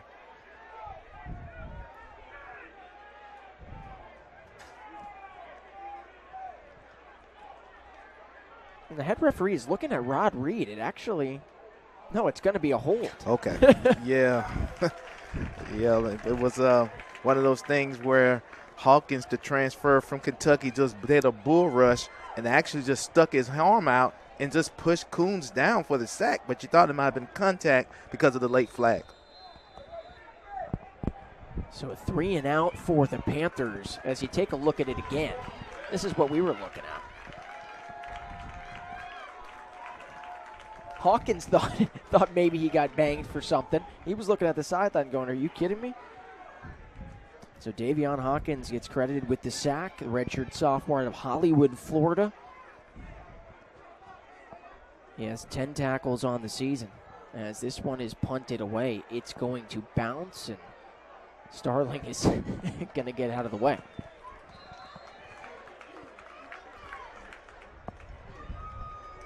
But all right, here we go. Tennessee State, by the way, too, I know they lost to Jacksonville State 38-16 last week. But at one point, they were down 21-16 with the ball, with a chance to take the lead against the number 10 team in the country.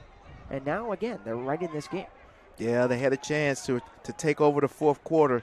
They lost the battle of the fourth quarter last week where they scored a touchdown to bring it within 1 touchdown. And after that, Jacksonville State just rolled it up.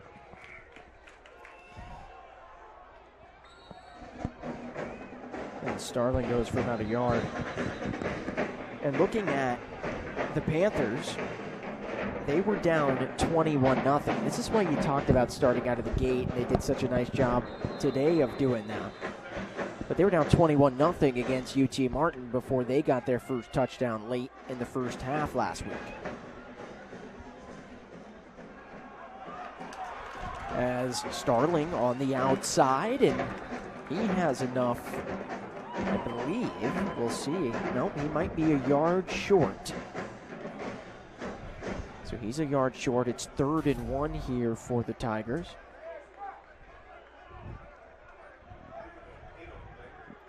Well, we sitting here looking at the spot, Alex. I mean, look at that. It looks like it's really close, isn't it? Yeah, I think he's a couple of feet maybe, if that. Wow. If that. They're just going to hand it off to number 3 again. Bounced off his own blocker. And yet again, the strength of the freshman. Yeah, and we know Starling is a star. You don't become Mr. Football 6'8" in Tennessee if you can't play. And he's really now putting his imprint on this football game. And the Tigers are now moving back in plus territory, trying to even up this ball game.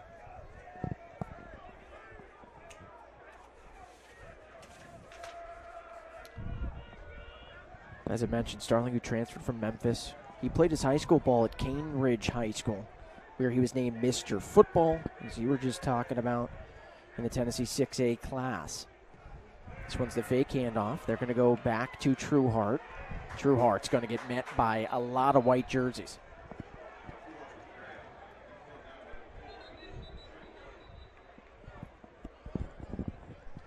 Yeah, Tigers going right back to RPO action, trying to get a little quick hitter out to the tight end. And it is a flag as well that's on the play, wanting to see what this call could be.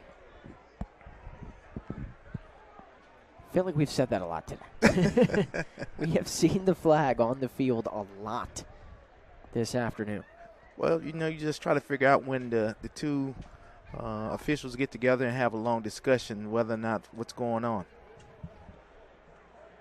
And it looks like there's no flag, Alex. That's what they were discussing. Absolutely. And sometimes, right, you have to come together as a crew and say, okay, do we want to call this? What do we want to do here? This is what I saw, right? A little bit of a discussion. I know you did some officiating, right? Yeah, for a little while I did, and I understand that the tough job those guys have, and this official crew is doing a great job today. And Green thinks he has a hole up the middle. He does. He gets about 7 yards there. Should be 3rd and about 3, maybe 3.5.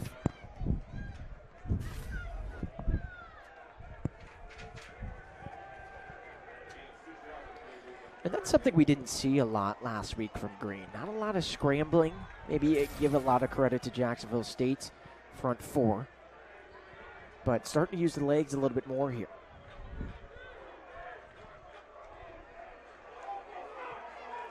As East Illinois thought there's maybe a false start. Green's going to roll out to his right. He's got Trueheart, and he's got another first down. Yeah, East Illinois did see the false start on Trueheart. He did rock and put his hand down and went to a 3-point stance. He played it off good enough where the officials missed it, and he got a chance to catch the ball in that same play and move the chains. So Josh Trueheart, to give you an idea, he had 2 catches all of last season. Just 2. All of last year.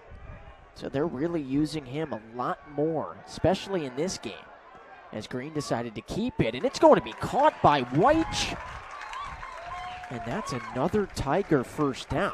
Really nice grab that time by Cam White. Yeah, that was an adjustment by White. He was running a slant, and the EIU Panthers sniffed it out.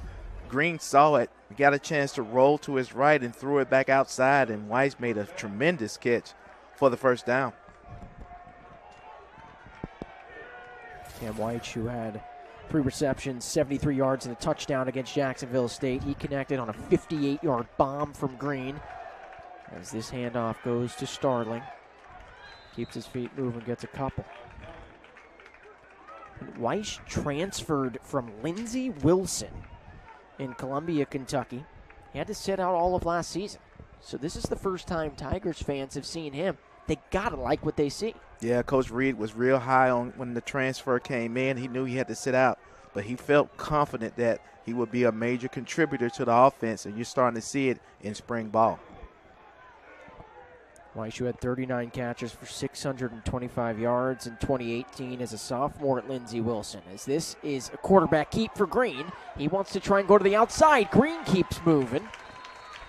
And he is right near the first down marker. It should be a first down. And it will be 1st and goal for Tennessee State. They're trying to score a touchdown on back-to-back drives. Yeah, the RPO game is really moving for the Tigers. So this is 1st and goal from the 1. Green's got Starling to his right. Green will hand it off to Starling. Starling bounces off his own line, and he gets into the end zone. That was one of the toughest 1-yard rushes you will see all season as the freshman is celebrating. Yeah, that's an incredible balance by the freshman. I mean, he kept his feet. He looked like he was going down on several occasions and just wouldn't give up. He was not be denied. We do have a guy down on the field on that play. Alex looked like he was away from the ball. And that's Vincent Perry. So Vincent Perry down on the field. And that is the first career touchdown for the freshman out of Antioch, Tennessee. Yeah, that kid has come to this team to bring some, toughness in the backfield. He's not the biggest back, but he runs real hard. And you just saw that on that occasion. He would not be denied in getting to the end zone from the 1. We're going to step aside here as Tennessee State training staff looks at Vincent Perry, the touchdown for the Tigers. Tennessee. Talk to your employer or visit coveryourmouth.com today to learn more. They're going for 2. So that's Vincent Perry, who was helped off the field, who started his career at Tennessee, then transferred over to Iowa Western Community College. He's a local Tennessee guy. A lot of fans in the stands with Perry jerseys and shirts on. But here we go. After this touchdown from Starling, Rod Reed will send the offense back out onto the field. They will go for 2 to try and tie this one up with 6:15 to go in the third quarter. Green's going to roll out to the right. See if he has a man. He does not. And so Rod Reed gambles there. And instead of being down by 1, they're going to be down by 2. Yeah, at that point, you try to tie the game up. It doesn't matter if you lose by 1 or 2. So you got to try to make it an even game. And Zeta not having success with that extra point comes back and hope that it doesn't hurt the Tigers. But he's been the guy for the Tigers offense the first 2 games. So what can you say,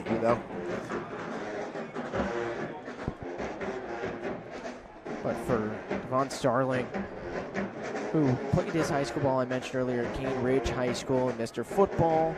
As a senior, he rushed for 1,560 career yards and 25 touchdowns. So he knows what it's like to get in the end zone.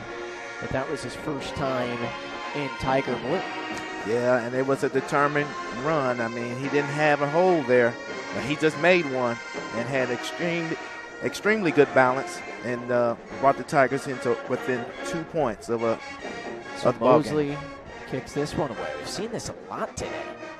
As it's fair caught. Panthers will start at the 25. Last drive for Tennessee State, in case you're wondering, was 10 plays and 57 yards. But so far here in the third quarter, this offense for the Panthers has been a little bit stagnant.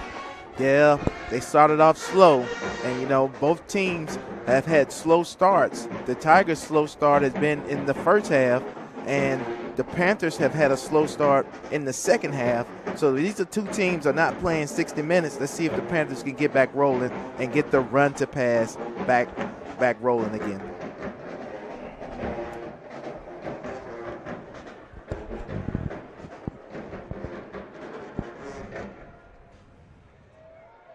Coons will hand this one off to Wilson. First time we've called his name in a little bit. Just gets a couple that time.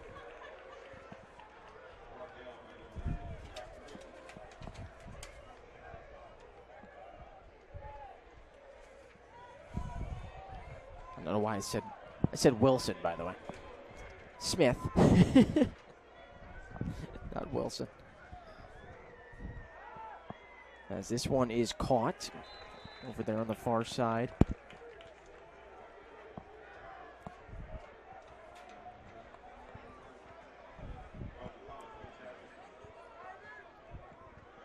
That catch was made, looked like number 82, Xander Richards. I believe this is the first time we're seeing him this season. But it's 3rd and 3 here for Coons and company. This one handoff to Benefield. Benefield will easily get the first down. Nice march for number 3.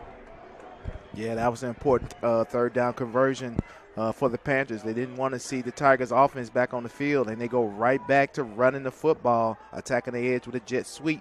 And Mr. Coons and the Panthers are in business. First down. That's now 83 yards on the ground for Benefield on the day.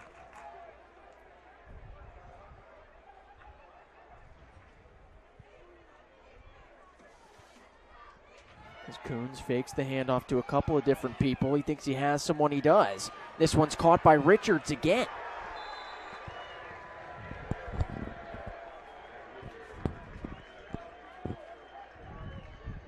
So Xander Richards, redshirt sophomore out of Burleson, Texas, seeing his first action of the season. Yeah, you see a positive run play for the Panthers. They follow it up with a positive pass play. Another first down. Panthers are rolling. So 1st and 10 at the Tigers' 40. So offense trying to get back some of this momentum.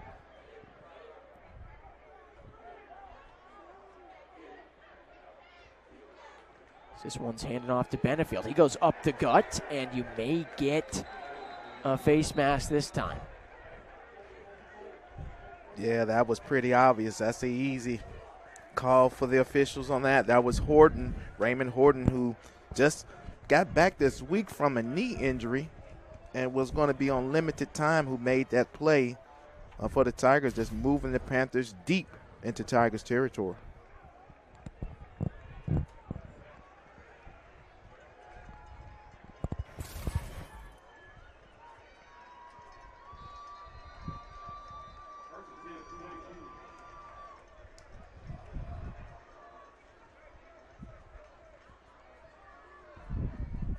That is 8 penalties on the day for Tennessee State. Coons fakes it. He's got the left side. He's going to scramble, and he will pick up about 5 yards and get out of bounds.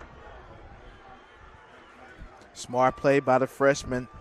Wanted to go to the end zone. Tigers were in zone coverage. He decided not to force it and just got up the field for positive yardage.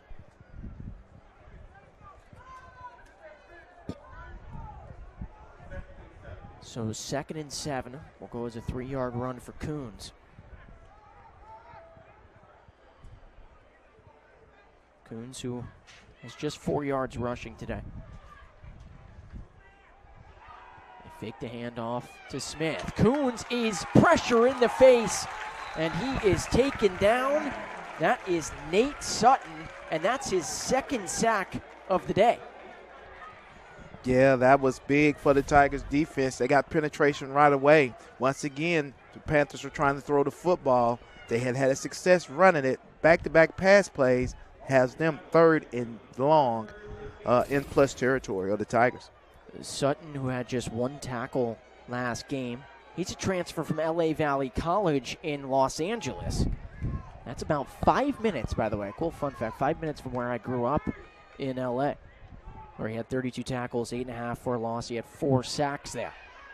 3rd and 18. Coons goes deep to Valley, and there is no penalty markers down. So we'll see here if the field goal unit comes out. It's about a 47-yard field goal try from here, maybe 46. Yeah, you know, Valley is the touchdown maker. That time, him and Coons were a little bit off on that play. He was open, just threw the ball inside. He was expecting it outside. So Galloway, on his first attempt, connected from 41, and he also connected with the right upright, but it still went in. This one from 46. Good snap, good hold. Kick is blocked.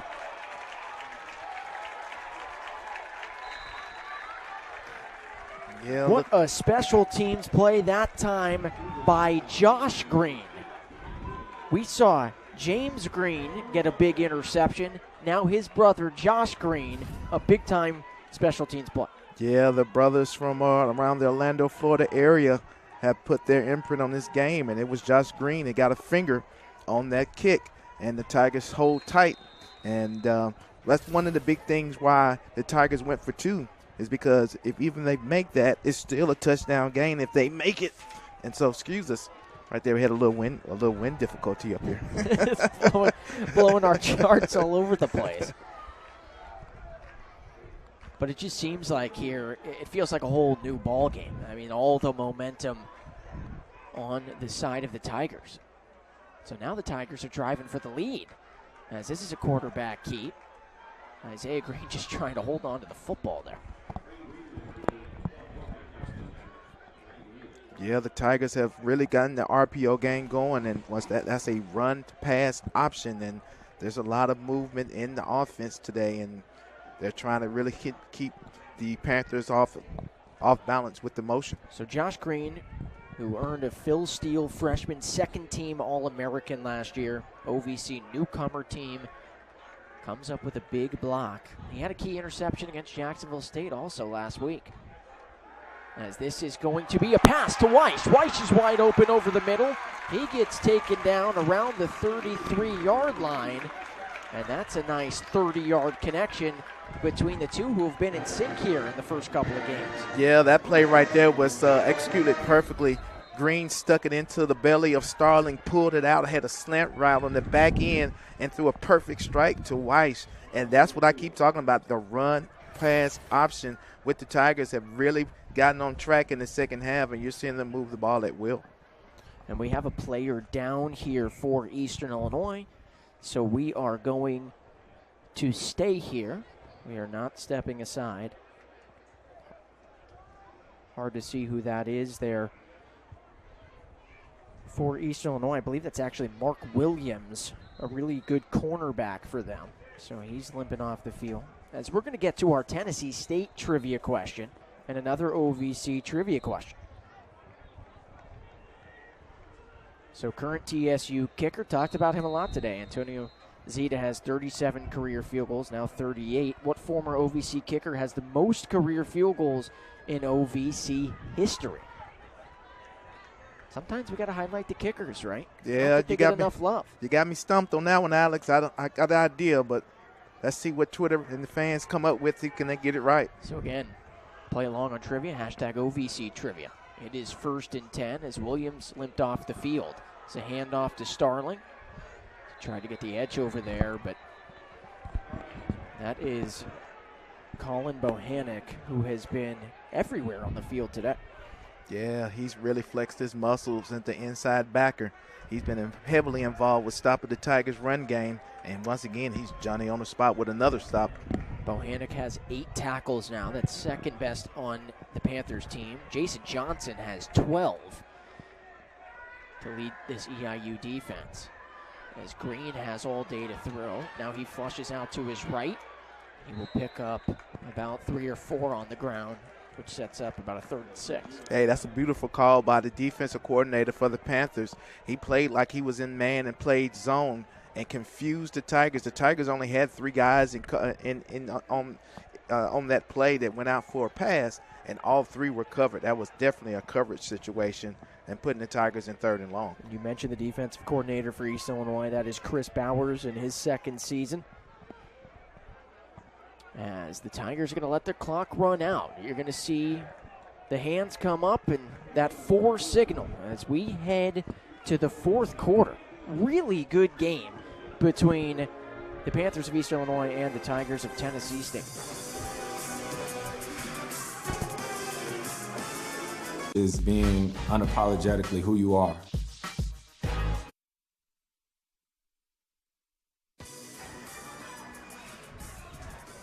Back here in Nashville, as both teams switch sides of the field here. It's 3rd and 7 for Isaiah Green and this Tennessee State offense. He drops back to pass as this is nowhere close to Trueheart. And now Antonio Zita, who's had an adventurous day, to say the least, is kicking for the lead. Well, this is going to be another 50-yarder, isn't it? No, it won't be that far. It's about, 47? And we have some wind up here. Yeah, and the wind is blowing right in our faces. So we'll see if it distracts Zita at all. But this is about a 48-yard field goal as a player subs in late here for Tennessee State. And now they're going to hold it. And they're going to have to call a timeout now. Timeout here. That is a mess for the Tigers. Yeah, there's a penalty.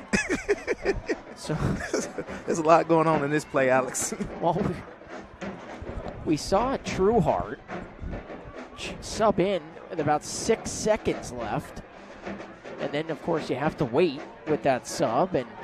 And okay, so they're calling a delay a game, folks, is what they're calling. But there's miscommunication here. I'm almost positive Rod Reed got the timeout in time. And we, of course, can't hear anything, but I believe they are going to credit Reed with the timeout, I would assume. Yeah, and what was interesting about that is the Tigers did run somebody on late, but the umpire held the ball and let the clock get under 5, and the Tigers couldn't snap it because he was in the way. Really confusing. I have no idea if they credited the timeout. Nonetheless, I do know it is still a 48-yard try from Zita. Carson Buchanan, the long snapper, and the short snapper. Heath Williams will hold it. Zita is good from 51, missed from 38. And this snap is botched by Williams. Williams is going to roll out. He's got no one. He is taken down, and it is the biggest special teams play of the season for the Eastern Illinois Panthers.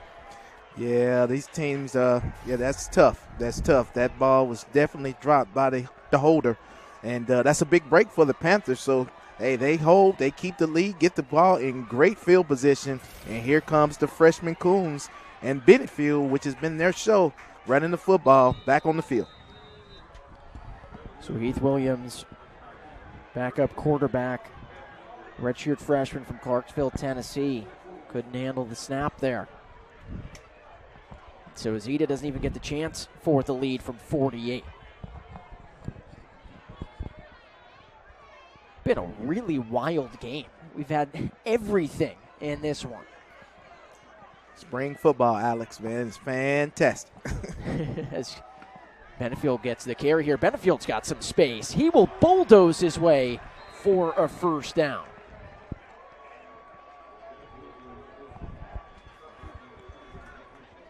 Jalen Benefield, the sophomore out of Pearland, Texas, has had a really good game, and that might put him over 100 yards.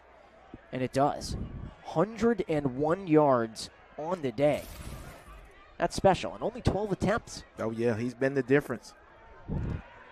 As Coons will throw here. He's got a man, and this is going to be another Panthers first down. That was caught by Robbie Lofton, the redshirt senior out of Lexington, Kentucky. Yep, now you see pace and you see tempo with the Panthers getting back into the flow of things. They've been stagnant in the third quarter, and this is looking eerily similar, if you're a Tiger fan, to the fourth quarter of last week, because now this team is on the move, just similar to Jacksonville State. As Benefield gets the carry again. Gets about 4 right around the 25-yard line.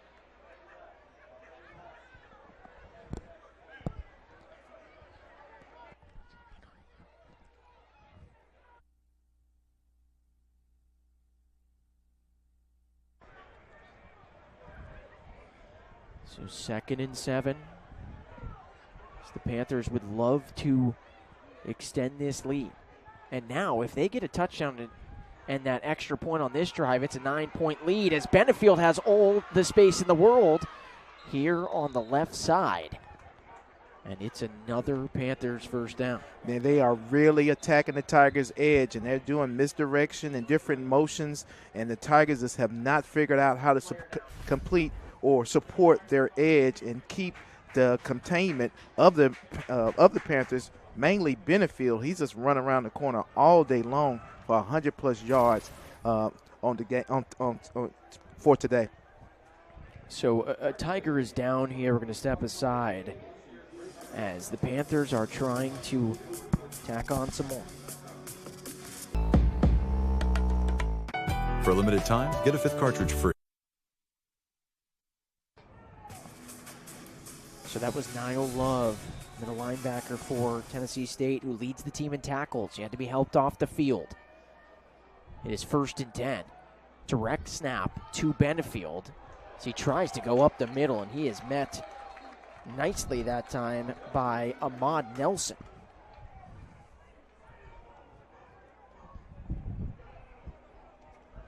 Yeah, that true freshman is in the game for Love, and he made his presence felt with a hard hit in the hole. You'll be seeing him, if you're a Tiger fan, you'll be seeing him for a while. They really like Ahmad Nelson.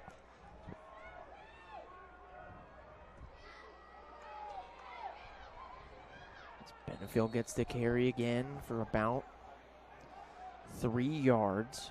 So this sets up the biggest 3rd down of the day for Eastern Illinois. Well, you got to know Mr. Coombs is going to be somewhere involved with this play call. We haven't seen him use his legs in the second half, and I know that with Benefield, and Benefield's coming out of the game, Alex. So Benefield won't even be on this 3rd down play. So if I'm the Tigers, I'm looking for Mr. Coombs and Mr. Touchdown. That is Jordan Smith next to Coons. It's a 3rd and 5. They will hand off to Smith, and he goes nowhere. Met by a couple of blue jerseys. That looked to be, that was Terry Straughter as well as Davion Hawkins.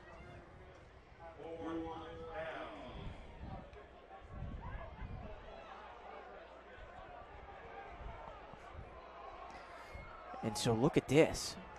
No fear here for Adam Cushing. He is going to go for this on 4th and 5.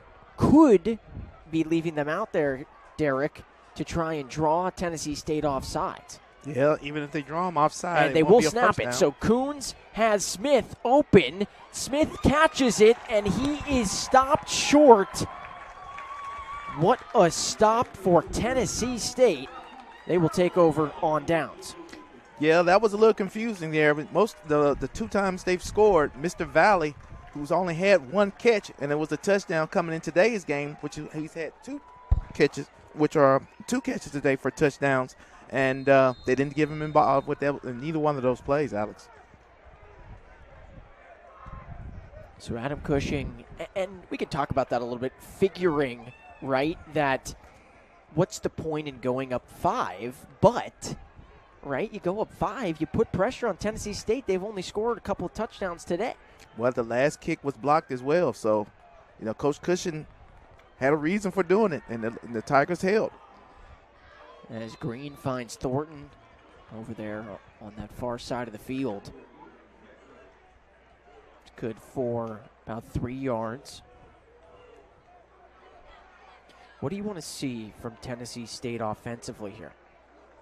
Well, they just need to execute their game plan. The RPO has been great for them. See if they can continue to gain momentum with that type of play and keep Starling involved in the game.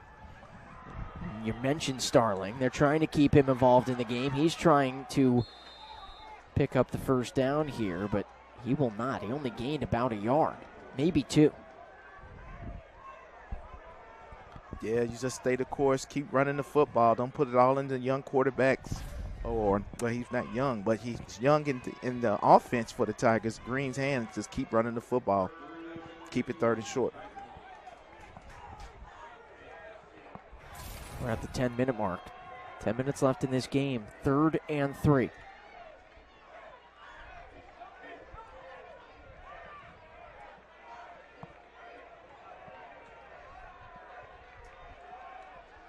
As Green hands off to Starling. Starling tried to get it up the gut.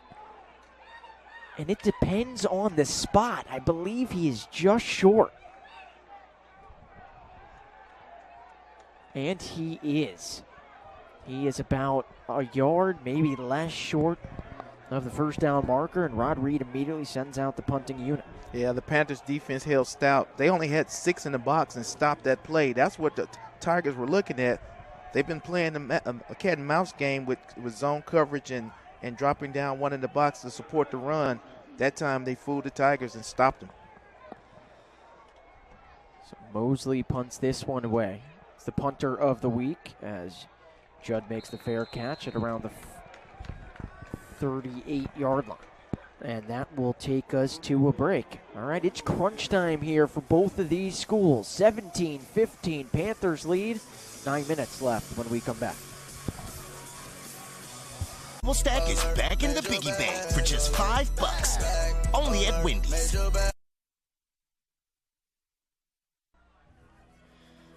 Beautiful shot there of downtown Nashville. As there is 9 minutes left here at Hale Stadium between Eastern Illinois and Tennessee State. As we take a look, this was our trivia question. Current TSU kicker Antonio Zita has 37 career field goals. What former OVC kicker has the most career field goals in OVC history? And the answer, of course, is Jamin Godfrey, who had 59 career field goals from 2010 to 13. Second most career points in OVC history with 311. As this will be a handoff, and it's blown up. Oh, what a big-time defensive play by the redshirt sophomore in Hawkins. That was a tackle for a loss, a big-time loss. It's about 2nd and 15, loss of 5. But Zita's now just 21 field goals away as a junior from breaking Godfrey's record. He has a chance these next 2 years. As Coons fakes the handoff. He's looking deep. He's going to be crunched, and he's going to be sacked. It looked like Hawkins was in the mix again, along with Raymond Horton making his first start of the season. So take a look at this one again, and the pressure really started there as Hawkins was the first one to get a jersey, but it was actually a sack for Tare Jones, the sophomore out of Madison, Florida. And now it really is 3rd and forever for the Panthers. It's 3rd and 20 to be exact, as Coons looks deep. He's going to run here. He's not going to pick up the first down as the tackle is made by one of the Green brothers. That time in James Green. Yeah, that's a big stop for the Tigers defense. Basically, he's giving the Tigers offense great field position, and the Tigers have the wind going in their backs this quarter. So let's see what the Tigers can do. They're at home. The fans are starting to fire up a little bit. Can the EIU Panthers hold on for their first victory in the OVC and the season? Stone Galloway to punt it away. So he boots this one off the side of his foot, see if he gets a bounce. Didn't really, so this will be really nice field position at around the 38-yard line for Isaiah Green and company. And we will step aside again. 7 minutes to go here. What does Tennessee State have? Both schools looking for their first win of the season. Bacon and ooey gooey cheese stuffed between 2 toasted sourdough buns. The Sourdough King and Sourdough Breakfast King.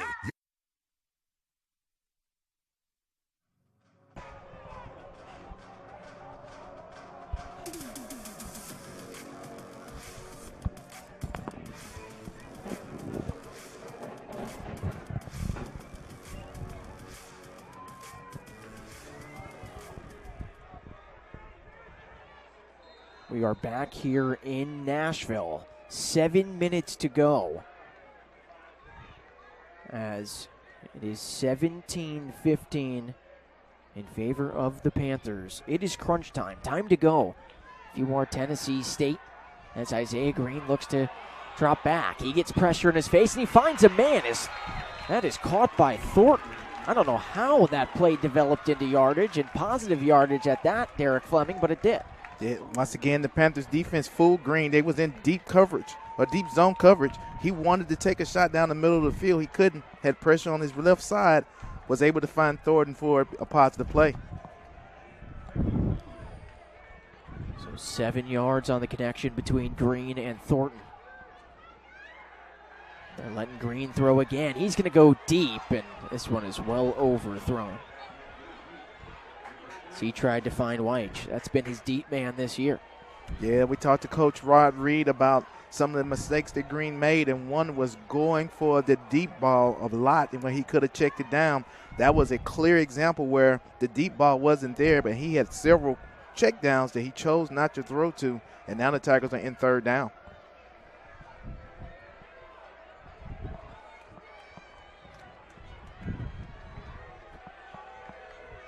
Third and 3. It's Tennessee State changing the play a little bit here. Last time it was 3rd and 3. They handed it off to Starling. See what they want to do. Instead, they're going to let Green throw. A little short pass, and it's caught. That is a first down and the second catch made on the day for Cedric Watkins. Well, a cat and mouse game with Coach Shannon Harris, the OC, and Coach Chris Bowers, a defensive coordinator of East Illinois, continues. That time the Tigers won. Third down. And now they will hand off to Starling, and he goes up the gut. There is a penalty marker. So right now it's a 6-yard carry for Starling. Yeah, you rarely see that guy throw a flag, Alex. I think that's the back judge there. And so they had 12 people on the field. So when you see him throw the penalty, Alex, most time it's on the defense. So automatic first down. I believe the call was a legal substitution, but nonetheless, too many men trying to get onto the field. So yet again, here we go. Tennessee State not quite in field goal range yet. They just need a field goal to take the lead. They would love more than that. Starling has the edge on the right side. He leaps over a defender, and that gets the crowd going. Yeah, that's a phenomenal athlete right there, Devon Starling, man. He just leaped over a guy that was standing for a first down and just continue to give him the football. Positive things happen for the Tigers. You could just see him setting it up the whole way. As Green will throw, it's a little wide receiver screen, and this play is blown up. A big-time defensive play, and now we get a little pushing and shoving and jawing going on after the play. Yeah, that's tough on the freshman. If that's on Thornton, that's a tough one because those guys were blocking and playing hard football, and he got hit first. And once again, you usually get the second guy. He was the second guy, and that probably is going to be against the Tigers. Well, they're discussing it here.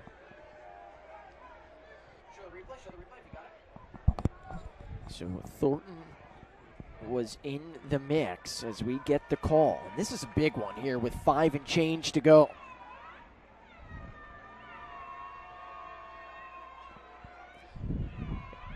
And it is going to be unsportsmanlike conduct on Thornton. A major penalty on the freshman, as that's going to push it back 15 yards. They're now at midfield. Yeah, man, that's a tough one. You get a negative play with the play itself and then tack on 15 yards on after the play skirmish. That's putting the Tigers way behind the chains. 2nd and 28. And this is a running back screen. It's dropped by Starling. And yet again, right when you think Tennessee State has that momentum, chance to maybe get into field goal range or put up 6, a big-time penalty has cost them and has silenced the crowd here for now. Yeah, you don't have a play for 3rd and 28, but you may have a play for 3rd and 15 and give Zeta an opportunity again to try to take the lead with his foot. 3rd and 28, and East Illinois brings the house. Green is going to run. He's going to scramble, and he'll pick up about 6 yards on that. Nowhere's near enough for the first down. And now the clock is going to run. And you'd assume, right, they're going to punt this? I just saw them talk to Zeta, and they're getting ready to try that's 60 yards. Zeta's coming out on the field. The wind is to his back now, Alex. I was here when Lane Clark kicked 56, so it's possible. So what is this? We got to do some math here. Oh, man. This is a 62-yard attempt. And everyone's jumbled on this play. I mean, the fans, I think, are shocked that they are going to try a field goal here. Well, this is the ball game. I can tell you why. Because if TSU misses this kick, they get the ball in plus territory, and it's 4 minutes left. They get 2 first downs. The game's over with. So the Tigers only have 2 timeouts. This is the ball game right here. If he makes this. Well, I wouldn't say it's the – I disagree a little. I wouldn't say it's quite the ball game, right? I mean, he misses this, sure, East Illinois, but you still have those 2 timeouts of 4 minutes left, right? Of course, you run 40-45 off. But what's going to happen here is the East Illinois crowd that's traveled, they're trying to get a little loud. Zita's trying from 62, folks. This could be historic. Matt Judd is back there in case he's short, which he could be. Good snap, good hold. Zita, 62. This one's on the way, and it is good. Wow. 62-yard field goal from Antonio Zita. And this crowd can't believe it. I'm speechless, Alex.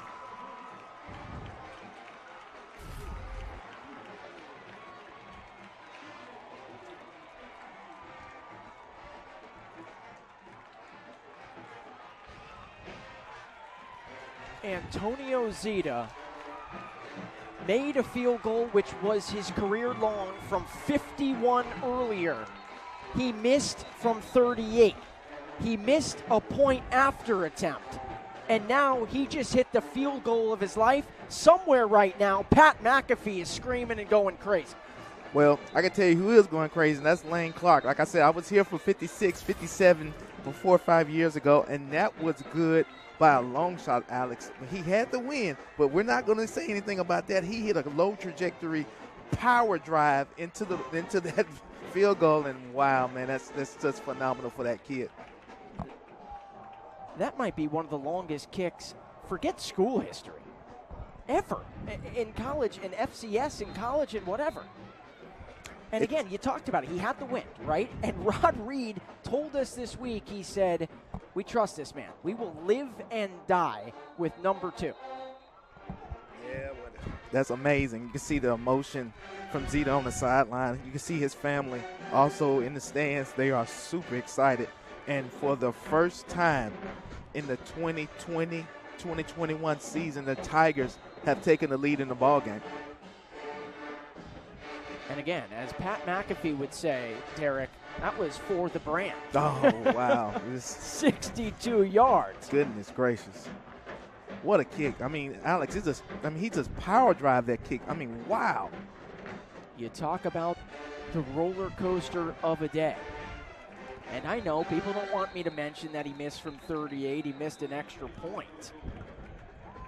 But my goodness, just to sit there, and for Rod Reed in his 11th season, just to have the confidence after missing from 38 and that extra point to say, hey, man, like I said this week, we're living and dying with him. Yeah. Well, he's been the offensive MVP for the Tigers this year. He's been putting the points on the boards for the Tigers, and he's giving them their lead. And, man, you can see the fans in the stands are still shocked by a 62-yard field goal. Wow. So that is obviously the longest one in history. As you said, the last one is from 56. Zita, as this one is batted down, is now all the momentum on Tennessee State's side. You know, I'm a little surprised that they hadn't gotten the ball back into Coons' hands running the football. He's been exclusively throwing the ball in the second half, and it's really made a difference in their production and on first down and in their offense. So Coons, who had the first pass, batted down. 2nd and 10. Plenty of time for the Panthers to march down. And again, now they only need a field goal to take the lead as Coons rolls to his right, and that one is completed on the far side there. That is Robbie Lofton. Smart play by the EIU offensive staff, getting Coons' feet back involved in the game, a pure bootleg, and he threw a strike to the sideline for a positive gain and make it a short 3rd down. It is 3rd and 1. Coons, empty set. That is Smith in motion. Coons will keep it. You just said he should. And I think someone on the EIU sideline can hear you as he's still going. Otto Coons, who's built at 6'3", 205. That was nice. Yeah, I thought that he was the difference in the first half, and you didn't see him run the ball in the third and the majority of the fourth quarter. But now you see he's explosive back there with his feet. So just over 3 to go here. Ball is right at midfield. Otto Coons, first start of his collegiate career. As he drops back to pass. He's going to go deep, and this one is batted down. Terrific coverage that time from Fondren Hollis, who didn't start today. This is the first game he has not started all season. Yeah, they started David Dorsey, but he's been in the game the second half, and the sophomore out of Georgia had a beautiful pass breakup, made sure he didn't have contact bringing him down. We're being told, by the way, that ties an OVC record. Paul Hickert of Murray State back in 1986 was the leader at 62. As Coons drops back on 2nd and 10, he has a man there, and that one is caught. 1986, I don't think they were soccer-style kicking back then, were they, Alex? That was straight toe, wasn't it? Literally. That was Xander Richards. That's his 3rd reception of the day. 3rd and 4.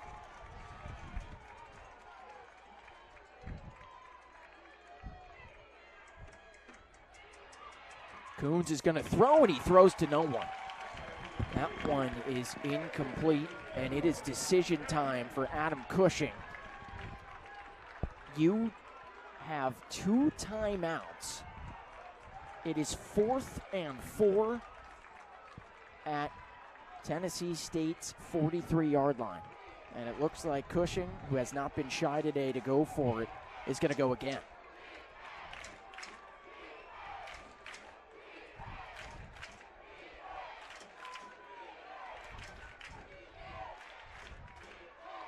Fourth and 4. Coons has pressure. He has a man, and it's completed. It's a first down. No fear from number 4 as he completes that to Tyler Hamilton. Yeah, that's a beautiful route combination there. They caught the Tigers in man coverage, and they did a little rub route. And some people may say a pick play. Nevertheless, that was a strike by Coons. And once again, he's making his presence felt in this game. And that is a key defensive end down for the Tigers and Davion Hawkins. We will step aside. Ball's at the third. Network and get nationwide 5G included at no extra cost. Only with Xfinity Mobile. Click, call, or visit a store today.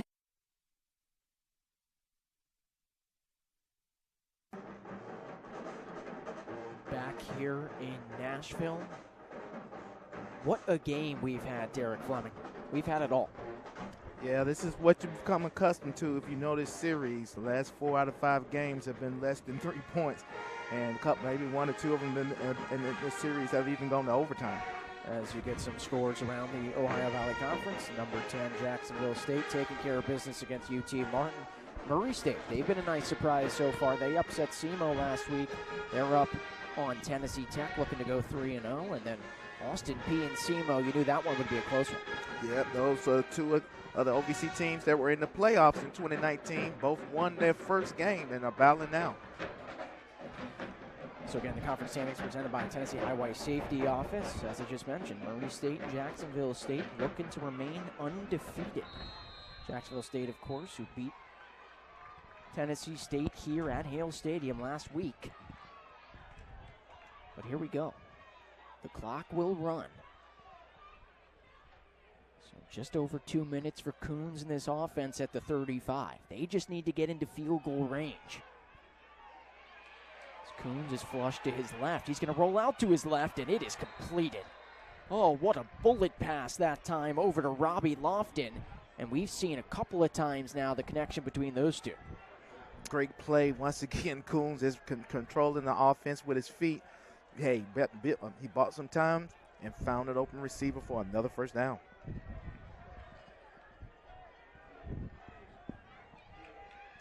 So all eyes could potentially now be on a different kicker in Stone Galloway, who is 1 for 2 today.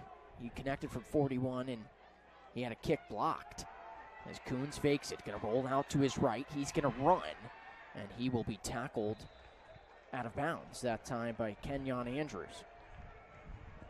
Yeah, that's important right there. That's an important play, and Mr. Andrews is still on the sideline to see if he gets up. He does. That's great for the Tigers. But he got out of bounds. So now if you're Rod Reed, you might have to start thinking about your timeouts, right? Because you can't leave, let them kick a field goal and leave you no time on the clock. It's interesting to see what the Tigers will do.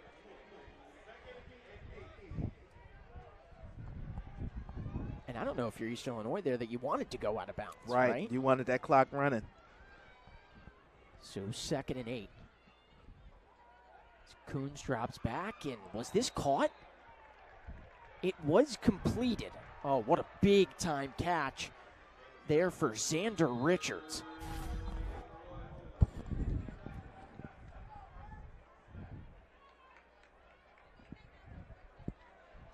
Yeah, it looks like they are calling that a catch, Alex. It looked good from here, but the time is, the referees are discussing it. Maybe they're going to review it.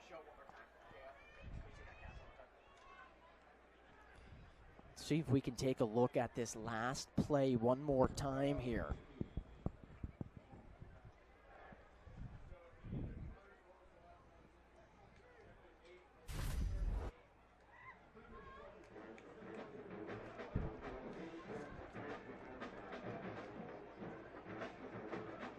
Oh, I don't know. What do you think there? Well, that's not a catch, Alex. I can tell you why. The issue is that he looks like he gets his left hand outside of the ball. The right hand definitely, the nose of the ball is on the ground. And then you see the shifting of the ball when he turns around, which is an indication that the ball touched the ground. It's going to be a tough call. It looks like it's an incomplete pass, but it could stand. Really big call. If it's incomplete, Tennessee State gets that timeout back. And then, of course, it's still 3rd and 8. If it's completed, and again, you have to have enough evidence to overturn this. That's tough. Again, if that face of the football, right? It's on the ground. Yeah, but big call because Tennessee State gets that timeout back. Clock stops. If not, it's 3rd and 1 for East Illinois, and they're in prime time field goal position and a chance to win the game. Yeah, what a great job our broadcast crew is doing to give us this angle on this replay. I'm pretty sure this is what the OVC officials are looking at as well. It looks like the tip of the football touches the ground, and then the shifting of the ball is an indication that may be incomplete. Once again, it's going to be a tough call. All right, let's go over some scenarios. Let's say it is incomplete, which we think it may be, right? What's the play call on 3rd and 7, 3rd and 8? Well, at this point in time, you just want to do your best play where you don't get a turnover, you don't have a penalty, and you don't get a negative play because you're in field goal range right now for the Panthers. So, you don't want to lose yardage here. You want to take a shot in the end zone, kick the field goal, and get an opportunity to try the field goal. And then if it's 3rd and 1, if it is complete, you run the football? Yeah, you keep it on the ground. If you get 1 first down, you're in control of the clock at that point in time, and you'll just basically be running to just position the ball where you want your kicker to kick it from, whether it's the left or right hash or the middle of the field. They're spending a lot of time on this, Alex.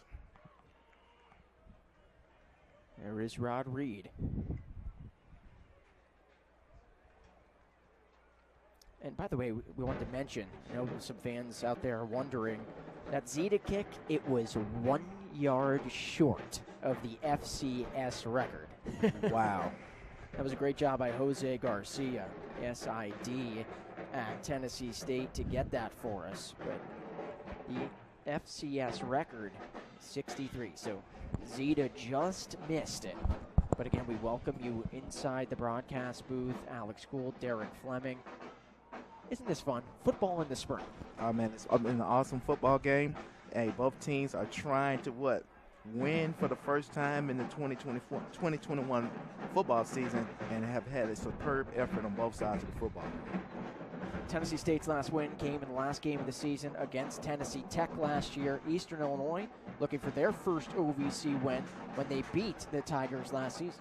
Yep, they are trying to regain the same momentum they had when they came here last time and beat the Tigers when they scored 28 consecutive points to beat the Tigers by 11.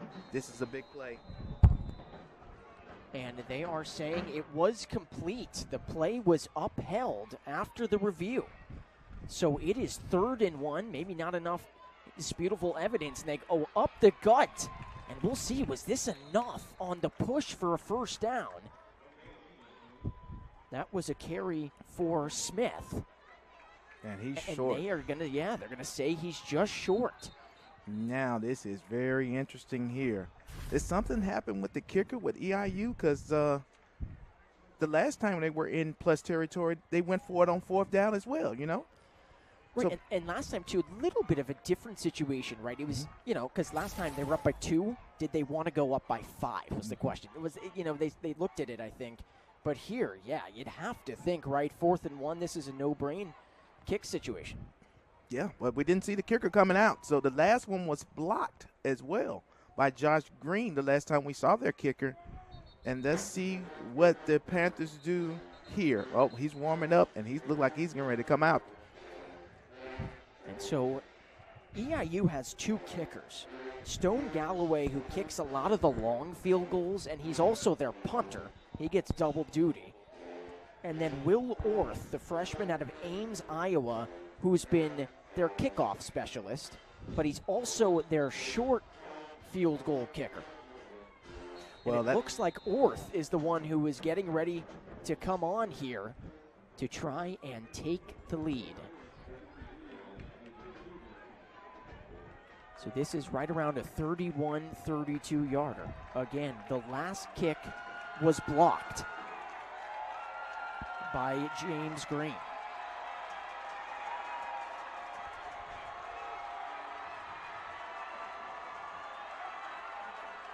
Stephen Elmore will snap it. Matt Judd will hold it. And we are going to get a penalty as this is blocked again, but there was a pre-snap penalty. I believe so it's delay of hold game. on, folks. It came from that back judge again. It looks like a delay of game, and it is. Oh, my goodness gracious. You never thought you would say that a delay of game on that would be a game saver for Eastern Illinois. Wow, it's Panthers fans get it, and 9 lives, right? So they get another chance at it, and once again it was pressure from that top half and blocked the punt again. They get another shot. Has this not been one of the most crazy and exciting games you've seen in a long time? Man, it's been exciting. It's great to see the kids get a chance to compete.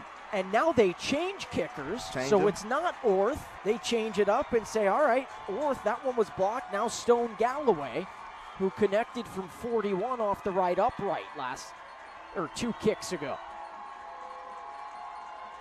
This kick, good snap, good hold. It's not blocked, and it is good. Stone Galloway, cold-blooded here in Nashville.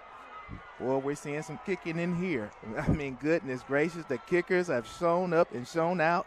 What a kick. Hey, he knew he was the guy for the job. He just had to get the coach to believe it, and he puts it right down the middle. Big-time kick for the guy that was just on the sideline 30 seconds ago.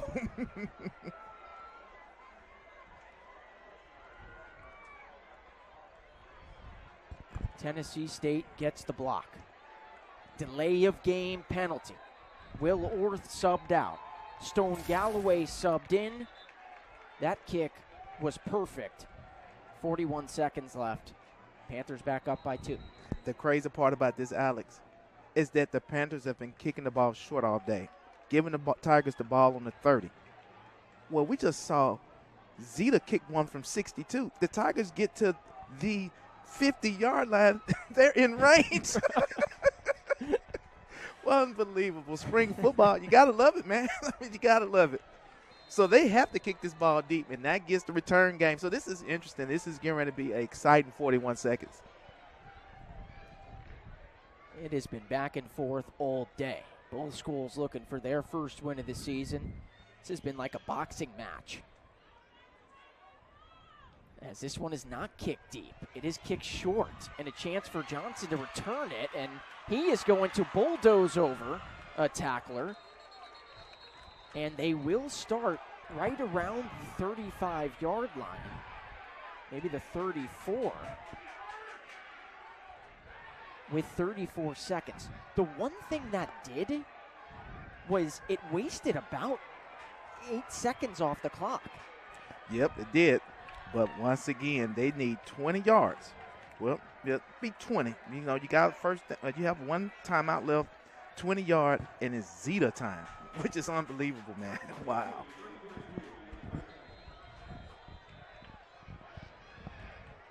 Isaiah Green in just his second career start here in Nashville, trying to lead a comeback and get it in range for Zeta to win it. So he takes the snap. He's going to go deep. He's going to find White, and it is caught by White. White is still going, but they will mark him out of bounds at the 19-yard line. Holy smokes, what a connection. Wait.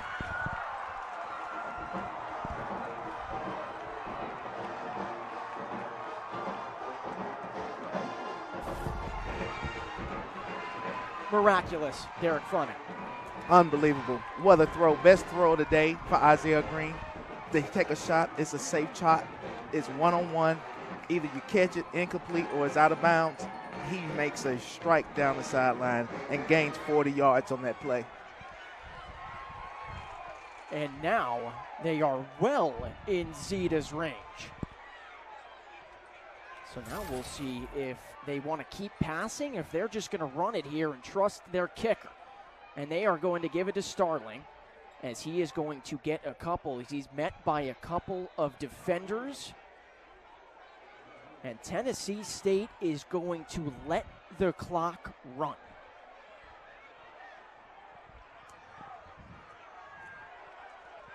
They are going to call timeout with 4 seconds left, maybe 3. 3 seconds left. Zeta, who just kicked one from 62, he gets a chance to be carried off the field and be a hero. Yeah, this is great football. OVC football is fantastic. You got to love it. Both teams playing their heart out. March, got a little cool breeze. Everybody's having a good time outside after a tough year of pandemic and everything that came with that. What a football game. And now you got 3 seconds left, and it's Zeta time. And the Tigers are hoping that he can connect, and the Panthers are wanting to go back to Charleston with the first win of the season. Mentioned earlier, Tennessee State's last win came against Tennessee Tech in Cookeville, Tennessee, on November 23rd of 2019. Zeta, who has had the craziest roller coaster of a day as you can ever see from a kicker. He made his career long from 51. He missed from 38. He missed a PAT. He kicked one from 62. As you see that last play again between Green and White. It will be Carson Buchanan to snap it. Heath Williams will hold it. Williams, who also dropped one of the kicking opportunities, something to note. East Illinois has 2 timeouts left. See if they use it. Good snap, good hold. Kick on the way, and Tennessee State will win it. Antonio Zeta is the hero. This place is going nuts here at Hale Stadium.